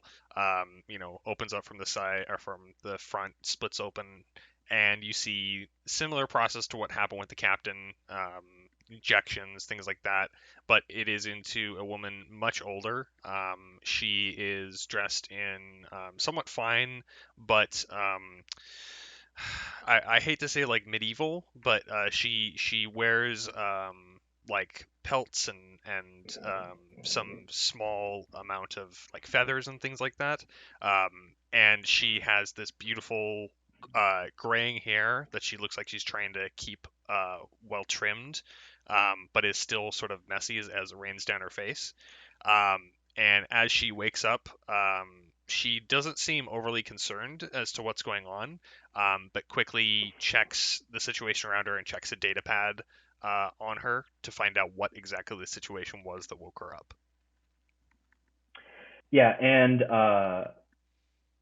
a chime on your data pad alerts you that Horizon is your data pad is standard issue with the ship, so you have Horizon on your data pad. She can access pretty much anything in or around the ship, and a voice comes from the data pad and says, "Welcome back to the land of the living. Please report to the bridge. Captain Fikes would like to speak with you immediately." An AI with humor. Good to know. Sounds good. Please let the captain know I'm on my way, and I will be there soon. It'll take me a moment to get my things, but I should be there shortly. Do you have someone to assist me? Possibly an AI companion? I do not like dealing with people. Affirmative. Thank you. My ship chaperones, known as Doctor, will be there to guide you. Please follow them and the corresponding pathway on your data pad. And you look at your data pad, and a schematic of the ship comes up, and there's like a green line, like a GPS, like guiding you to where you need to go. Perfect. Thank you very much, Horizon. We flip to Conrad, and you are you on the bridge? I imagine so. She was summoned there. Yeah, so Captain Fikes yells, "Conrad!" Yes. Get your ass over here now. I'm right here. She turns and sees that you're standing there. She goes, "Sorry, it's been a stressful morning. Conrad, I need to know everything I can get my hands on data-wise about the system we're in, about where we are. I need somebody to assemble a ground team to get to the surface and start collecting data so that we can establish a foothold here and figure out what the hell's going on and how to get back in touch with the Terran mandate." Oh, lucky for you, ma'am. I already created a report for you. And he sends it to her data pad. It's basically all the information compiled from when I asked you earlier about the system and such. Yeah, she briefly glances over it and says, "Horizon, I need a sit rep on this. Conrad, I need you to put together a ground team. You can talk with what was his name? Oh, naturally. Let me go over here then. I need you to, Conrad, I need you to put together a ground team, and I need you to consult with Security Chief Graham Tronstad. You're going surface side. Really? I need you to have a team put together in the next hour. Yes, ma'am. And he goes, he's going to do like a movie montage where he's like, I know just the right people. And, like in Mission Impossible where they're like describing each member of the team and all their assets and a little bit of backstory, but not too much backstory, just enough to kind of get the reader interested. So I'm assuming, let's see, Marines, and let's see, who's Professor? Professor is the he's one of the VI assistant bots, and you already know that Horizon is going to send one of her VIs with you to the surface. Yeah. So that will be on the team, and then whoever else would make sense. A few more scientists, maybe. Yeah, I imagine during this montage is perhaps when Artie's character makes her way to the bridge. Yeah, she steps on board being kind of led by Doctor. She's been checking her datapad this whole time, getting head count, finding out pretty much most of the information we know, how many survivors there are, if there's been anyone who's been hurt, what the status is of the system that we've got, that kind of thing. And she walks in, she's like, Captain, good to see you. I'm sorry about what has happened on the ship so far, but I am glad that we were able to get me out of stasis so that I might be of some assistance. Fikes turns on you, and you can see like a barely contained seething hatred for you. And she says, I don't know who you are. I don't know how you got onto my ship. I don't know what your skills bring to the table, but you were brought out of stasis when I had explicit orders for all passengers to stay in cryo. So who the hell are you, and what can you possibly do for me in this time? My name is Sharavarena Anteloyevna, and I am a representative of the financial parties that helped fund this mission and the colony expedition into this section of space as a peacekeeping helping mission of some sort. I do not know, but all I know is that I was here to make sure that our financial securities were taken care of. So I am to assist on the surface, make sure things are set up correctly, and that nobody's business interests are, shall we say, stepped on. And Zam, your character is near enough and privy enough to hear this information if you want to interact in the scene at all. But Fikes like mutters something under her breath. Fine. So what?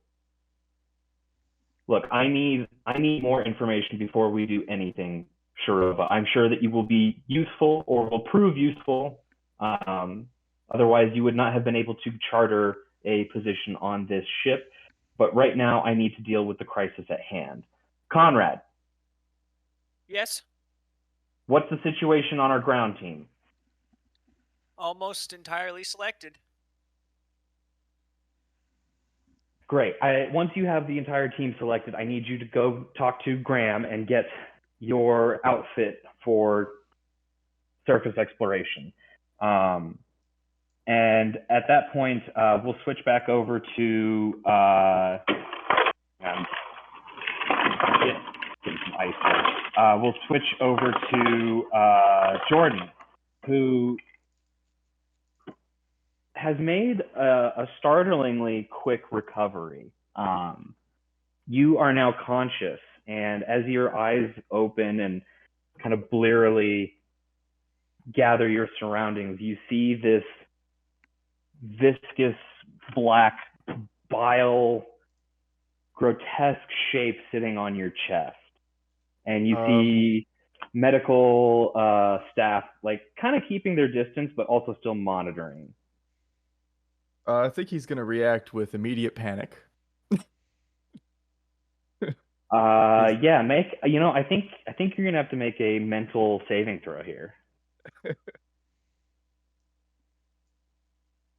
Bring that back up. Keep closing everything.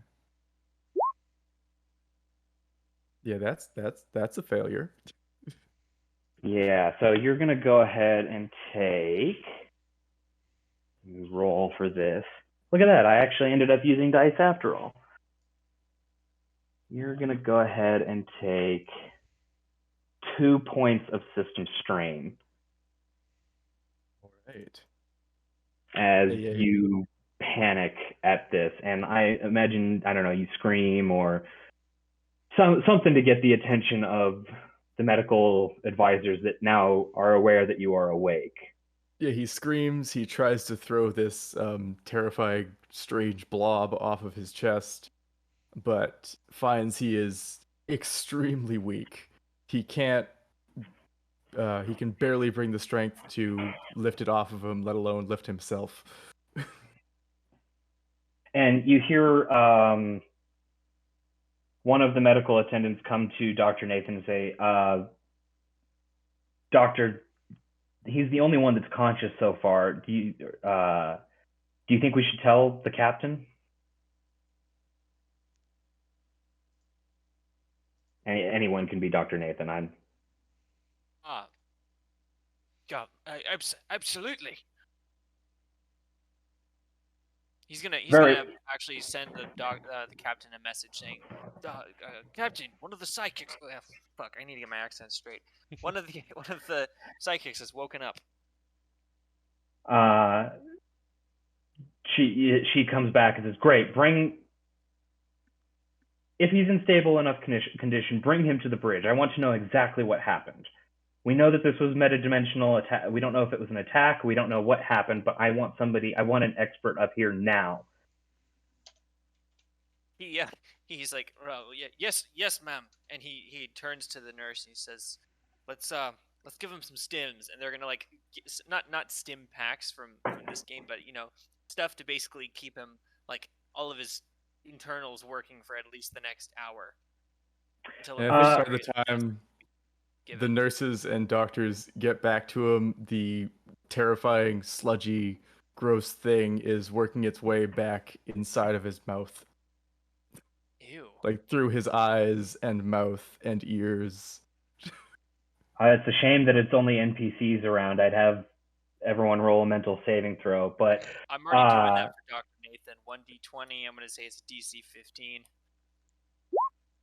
Oh God. He passes out. Yeah, he and he's probably an amount of system strain that knocks him unconscious, but he is now a patient in his own medical ward. Absolutely. I'm gonna say just because I think it's fun, I'm gonna say that you probably injected him with Tsunami.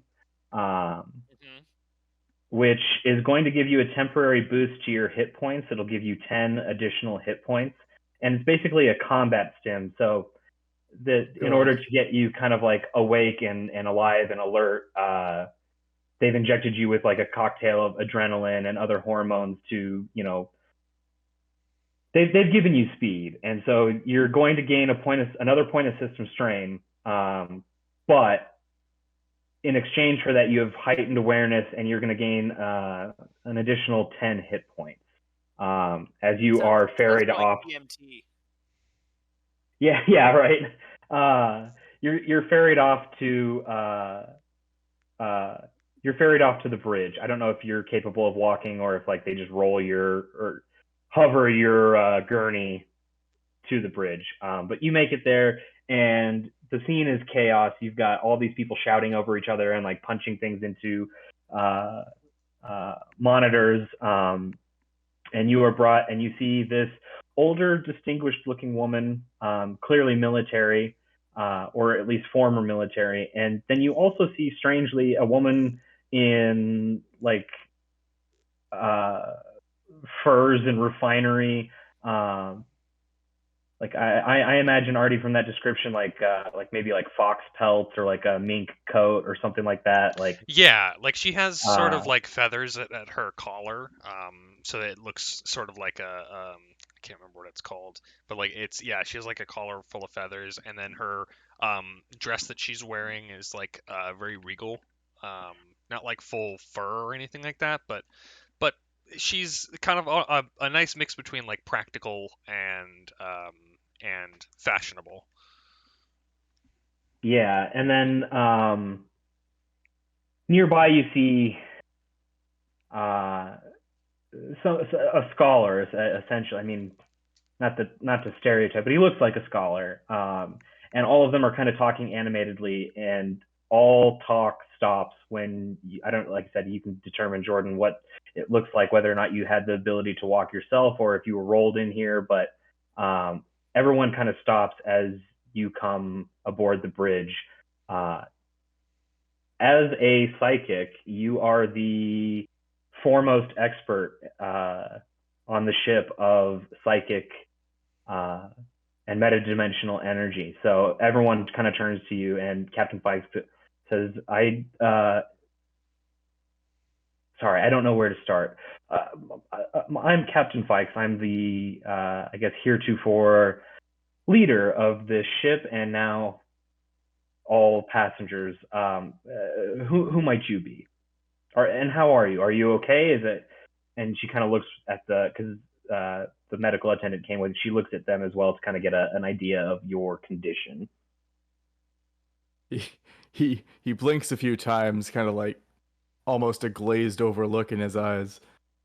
I'm alive, at least. What exactly is going on? I remember feeling nothing suddenly, and then there was only pain. What happened? Alive, huh? Well, that's good, and that's more than we can say for the majority of your colleagues. We don't know what happened yet, and we're hoping that maybe you can maybe speak to this if you have any expertise in the field. But sometime after we jumped to this sector, a release of metadimensional energy from the veil sector of space seems to have wiped out all psychic technologies and apparently psychics across the known galaxy. Horizon was able to track it back using computation to the veil sector, but beyond that, we are floating in the dark. We have no contact through the jump gate. The jump gate itself appears to be derelict, and are effectively stranded until further information is available. Oh. Fantastic.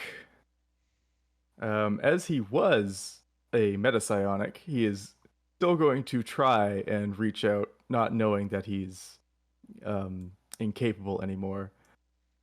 He's going to try to focus, close his eyes once it doesn't work immediately, and then it's like a sort of gurgling rumble kind of begins to erupt from him as his powers, for a moment he looks up, I can't feel anything, and as he opens his mouth, more of that black ichor kind of sputters out.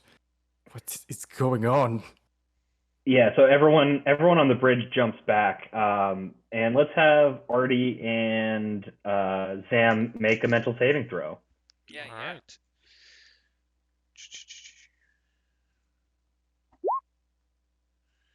Character sheet. Success. He goes, fascinating. Oh, that's a failure from me. All right. That is going to be 2 system strain for Sharova, okay, as this black ichor spews forth from this heretofore stranger's mouth. It's unlike anything you've ever seen. And Fike says, "Good God, what the hell is going on? Horizon, is he contagious? I need to know immediately." And the doctor, before Horizon can chime in, the doctor says, "He doesn't appear to be contagious. We have no a full system scan of his body shows that there doesn't appear to be anything going on that would indicate disease or virus. To be frank, sir, we are not sure what it is. It came out of him as we resuscitated him. We don't know what it is." Keep that thing away from me. He probably spends the next full minute hacking and coughing. It's like as he's hacking and coughing, it almost comes out of him, but is forcibly pulling itself back in. And when he finally catches his breath and looks up, I can't feel anything anymore. There's nothing out there. At least for me. Yeah, Fikes looks to the doctor and says, the doctor says, his nervous system is intact. And she cuts him off and says, I know what he's talking about. You can't feel the metadimensional energy. I can't feel anything out there. It is like I'm like you. Let me make a roll here for Miss Fikes. Ooh, she fails. She grabs the mug of coffee that she was drinking and screams and throws it across the bridge. Like slams her fist into the command module. After that brief fit of rage, kind of, tugs her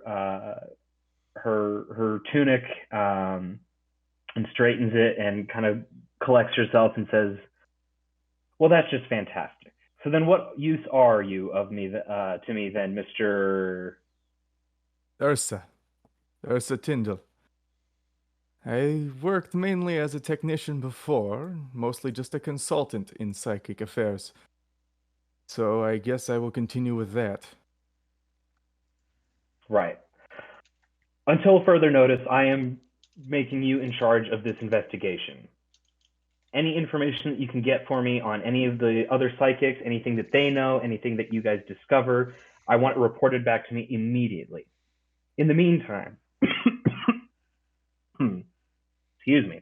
In the meantime, Conrad, I need you to take the cargo lighter down to the surface, and I need you to explore possible sites for us to descend. Yes, ma'am. Can I take the psychic with me? Go ahead. Take the psychic with you? He's our only resource for psychic. Why would you need him? You look at him. He can't do anything. And she's like starting to lose it. Like, so she failed her mental saving. She's starting to come undone.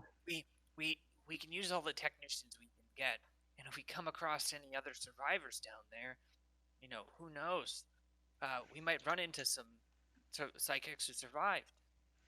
What do you mean I am the only one? Everyone else is in critical condition or unconscious right now. You are the only resource I have in the psychic department. Until they come to, you are my best and only option for figuring out what the hell just happened to us. Fantastic. I will do my best then, Captain. Oh, believe me, the feeling is mutual. Conrad, I want you to take a team of Marines with you. Make sure that they keep an eye on him in case his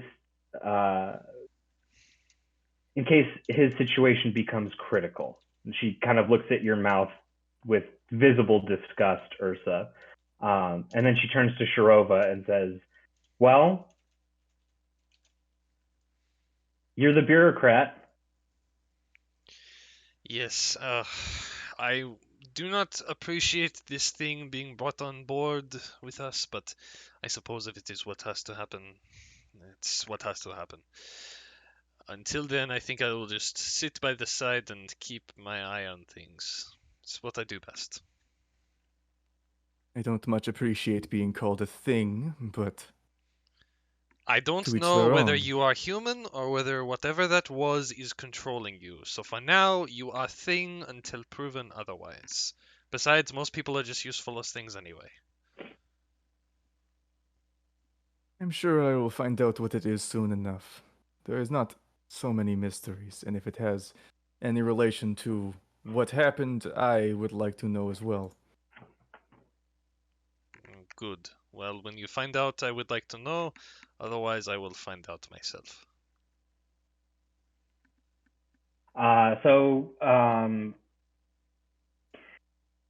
Captain Fikes punches a few things into her data pad shakily and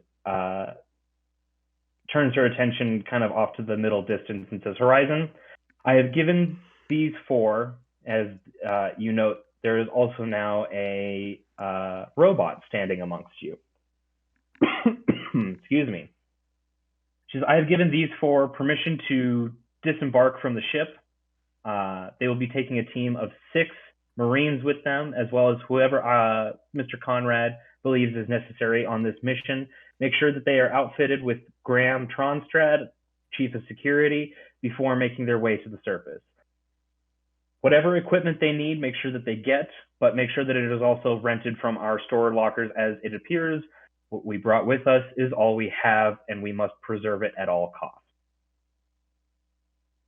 Gentlemen, ma'am, I expect a report as soon as you find anything. And she dismisses you. Of course. Pleasure doing business with you, Captain. So, a quick montage. We go to, the armory and, whatever, the workshop, whatever you guys feel you're going to need for this surface mission. I am going to restrict weaponry and armor a little bit just because, as I said,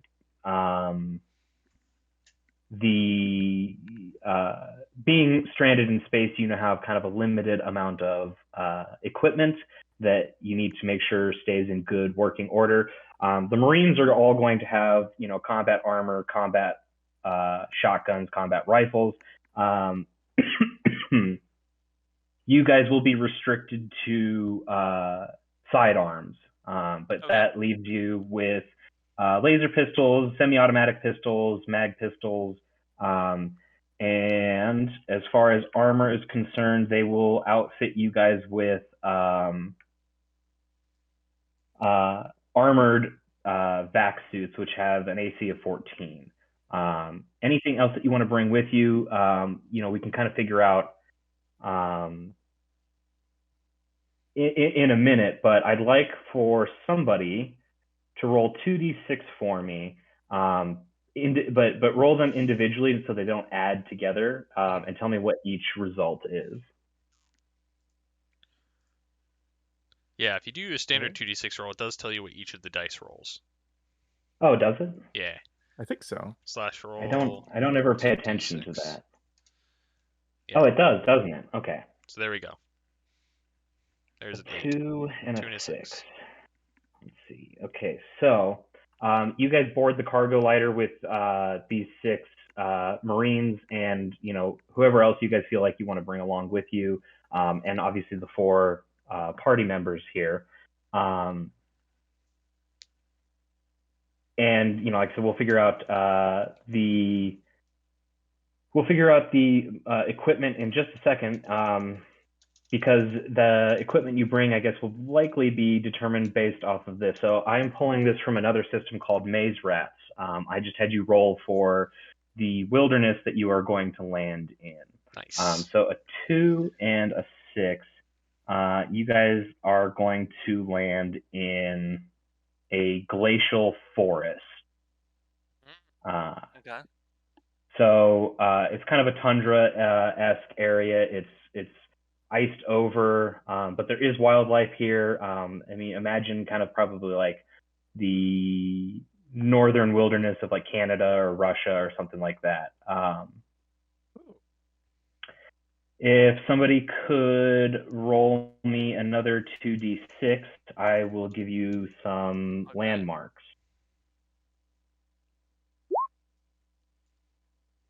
Three and a 3. Okay. I have to fix my character sheet here. How do you delete things? There should be a section that says modify. And then you should be able to use that to delete stuff. Okay. So you guys have specifically landed in a crater. Imagine, Artie, you would be probably the most familiar with this. What's the name of that crater out in Arizona? Oh, I know what you're talking about. Crater in Arizona. I can't remember the name of it. Is it Meteor Crater? Behringer Crater? No, that's not it. Yeah, no, that's it. Yep, Coquina, Arizona. Yeah, it's Behringer Crater. All right. So imagine like the Behringer crater, but in like a tundra setting with like a forest surrounding it. I'll put a image here in I got it. Okay. So you guys, I don't know why. I mean, Conrad will probably come up with a reason for why you chose this specific place to land. But you land here, and now we can kind of delve into. It's an ancient crater too, so don't worry about like, oh shit, like are we at risk for a meteor impact? Conrad will probably be the most likely to determine why you guys landed here of all places.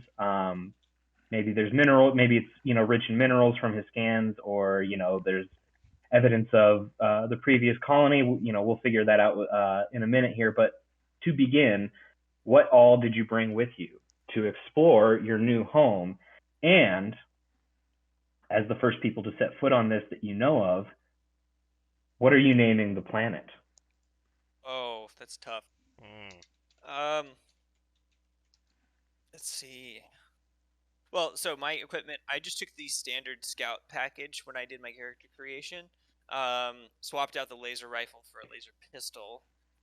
So I have a survival knife, survey scanner, survival kit, binoculars, 8 power cells type B, a backpack, and 2 compads apparently. I think I need to delete one. I do need to delete one. I'll do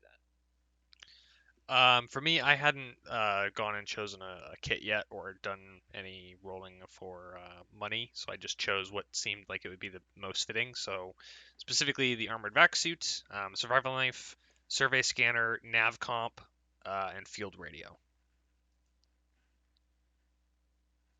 I have the technician's kit replaced the armored undersuit with an armored vac suit. So a laser pistol, monoblade knife, the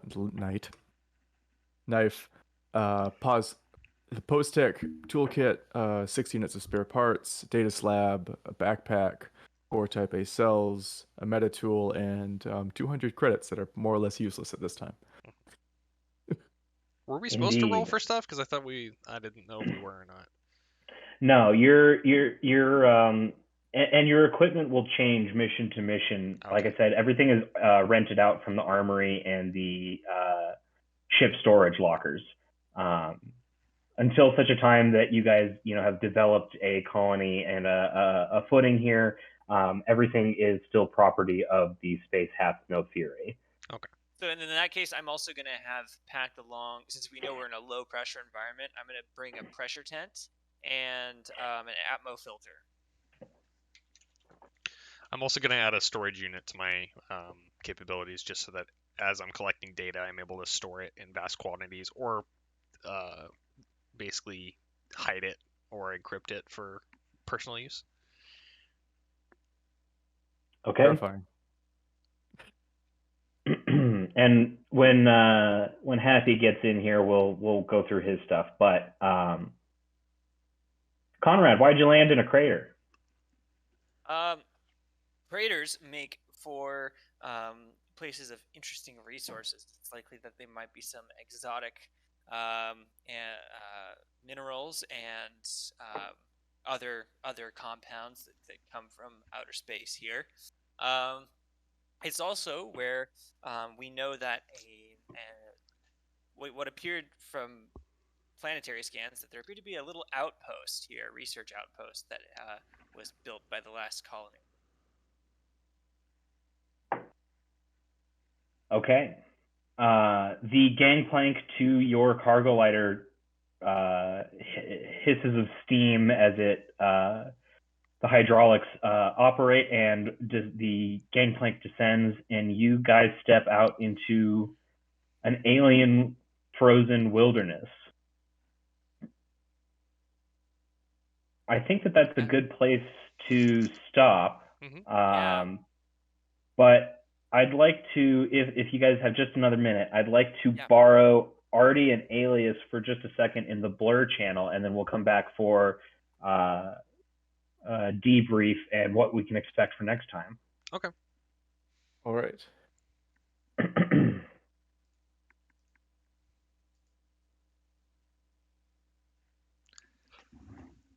Oh my goodness.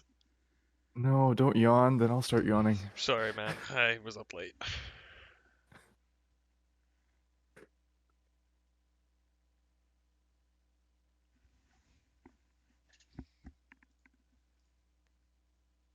Oh.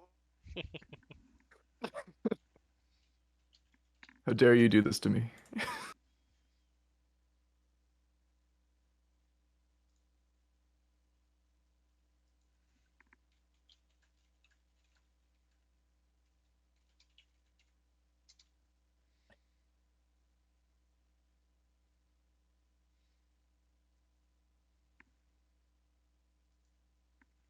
Can you guys hear me? Yep, I can hear you. Yeah.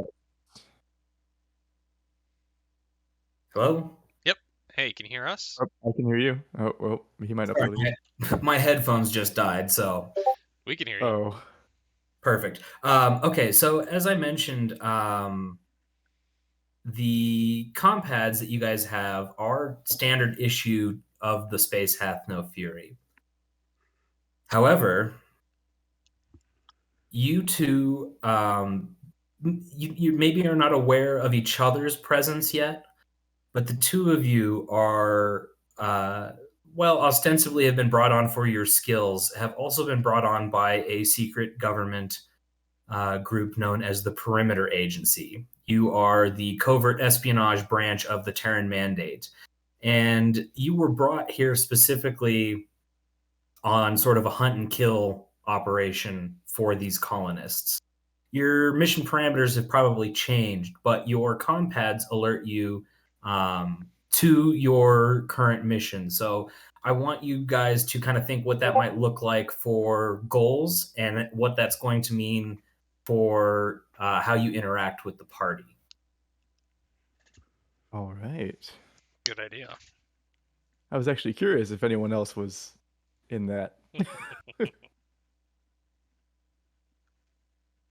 So that's it.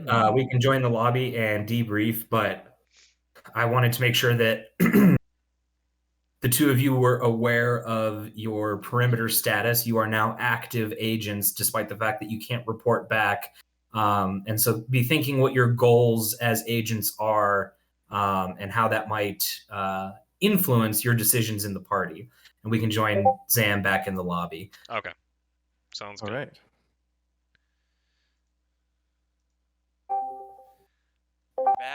We are back. Hello. Yes, naturally, my headphones died right in the middle of that, so I apologize for the slight delay there. But You're good, man. You're good.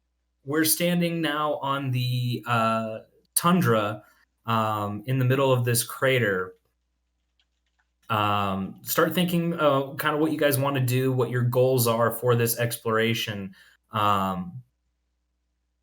And before we go, I would just like to kind of hear what you guys are thinking for next session and also what your thoughts are on the system so far. Yeah, well, I foresee a hex crawl in the future. Mm-hmm. Yeah. You would not be wrong.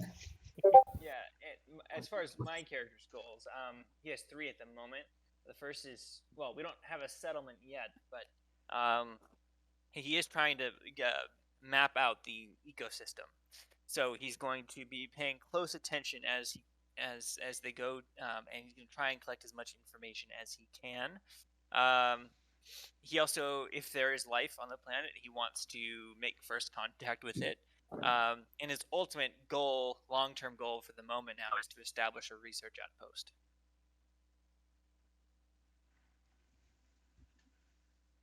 Very good. Since it's the one habitable planet on the system, I think I want to see if there's any signs of the previous colonists here before they moved on.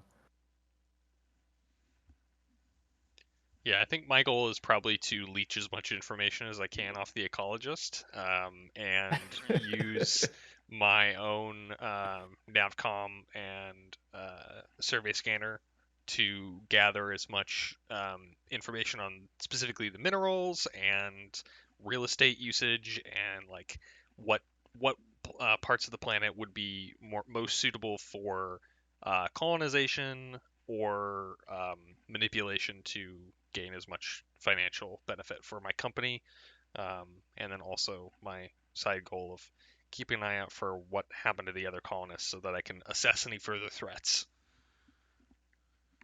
All right.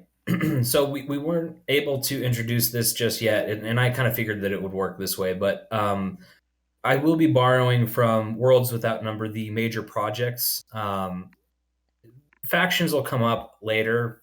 They'll both kind of be in this system, but since you guys are just getting a foothold, be also thinking about major projects as far as like, some examples, discovering valuable resources, building your colony, your defenses. Some of these will go hand in hand with your short-term and long-term goals. And the way that this is going to kind of work is experience will and leveling up will sort of represent time passing. So this won't be as linear as like playing out every day. Like sometimes it, experience will determine okay, you guys leveled up. Let's say that is 3 weeks of experience. Exploring the surface of this planet. That experience will show you guys like toughening up, learning about the planet, etc. And then major projects will kind of come up as you guys determine how you're going about building those things. As it stands right now, you do have contact with the ship. Space hath no fury. And something that we didn't really discuss, but I kind of imagine is happening in the background, is likely a global array of satellites is being put up so that you guys will have sort of a primitive internet available to you surface side. But sporadically, I imagine. Not going to constantly have full coverage for a while. Exactly. Okay, good. Fun. So, yeah, I would assume, I guess you'll be doing a hex crawl for the next session? Indeed. And I already an alias are probably already a little bit privy to this because I posted it in the Astronomica Discord. But I have I purchased a kind of hex building tool. And so I will be posting the map as we build it together. And so I like how we determine that we're in this crater. I have another system for determining like wilderness encounters and stuff. And so we will be building the map as we go. I'll give you this is just the example map that I built just so I could kind of get familiar with it. But this is kind of what you guys will be seeing as you explore. I'll be building out the map as we go. Mm-hmm. Okay. Ooh. And the plant life is Earth, Earth analogous? As far as you know, yes. You might encounter things that are different, but it is a human miscible atmosphere. So presumably you could eat the plants, you could eat the animals, and it wouldn't give you... I mean, there's always the danger of immunology to whatever diseases and viruses are on this planet that you guys have not encountered previously. But presumably you could eat the food, you could eat the animals without catastrophic damage to your body.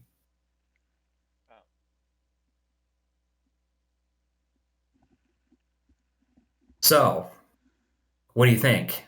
I'm very excited. I love it. Yeah, I'm excited for the next session. This is going to be fun.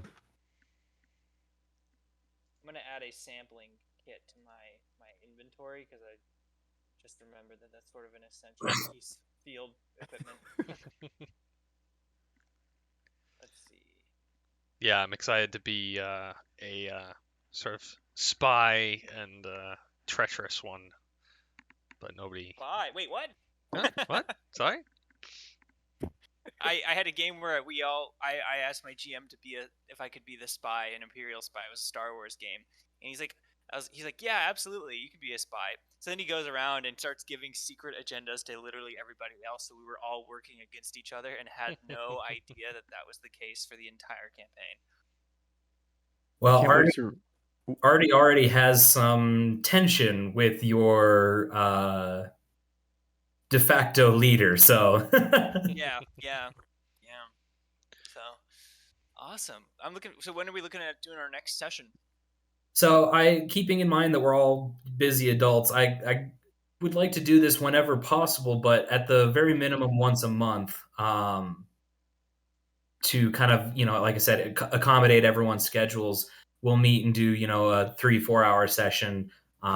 So it's obviously the end of December, so we can start looking at a time in January that works for everyone. Yeah, that'll work. Honestly, this time now, so starting at 7 a.m. my time on Sundays works great because I have a game at like noon, so it gives me a couple hours in between to like calm down and start another game. But yeah, I'm generally free. We do go to my fiance's family's house on Sundays, but I tend to alternate that. So I'll do like, once every 2 weeks for that. So I can easily schedule around that. Yeah, sounds good. I'm good with awesome, that. And I look forward to getting Happy in here. I'll write something up to put in the world building or something like that, so that everyone can kind of and everyone can kind of contribute to like what happened in the session. But I'll put a brief summary in. I will be fully honest. I'm not going to be preparing a lot. This was kind of the idea behind this. This game is I wanted to fully explore the sandbox capabilities of Stars Without Numbers. So I will be building some things behind the scenes, but predominantly we will be exploring and playing as we go. So like, for example, I had no idea how you guys were going to meet. I had no idea how you were going to navigate the treachery of being cut off from all of the rest of known civilization. So I'm excited to see what happens, because I think that right away, I think the circumstances by which you have all met are very interesting. Yeah, I made a lot of people ill. Place to start the game. Yeah, I love that.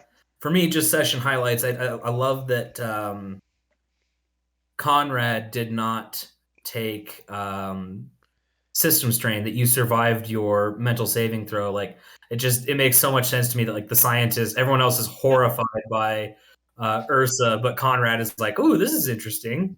Yeah. I am sort of channeling who I was in university for this character. So ecologists are always fun because they're all kind of weird. All right. Well, if you guys have any anything else you want to add, or any questions or anything, let me know. Otherwise, we'll figure out another time to continue this adventure. Sounds good. It was nice to finally play this game as a player. And I've got a recording of this up. I'll post it for Happy and anyone else who needs to go back and watch it. Yeah, for sure. Thanks for doing that. Yeah, of course. All right, guys. Well, I'll take off. I will see you when I see you. All right, sounds good. All right. See ya. Take care. Until next time. Until next time.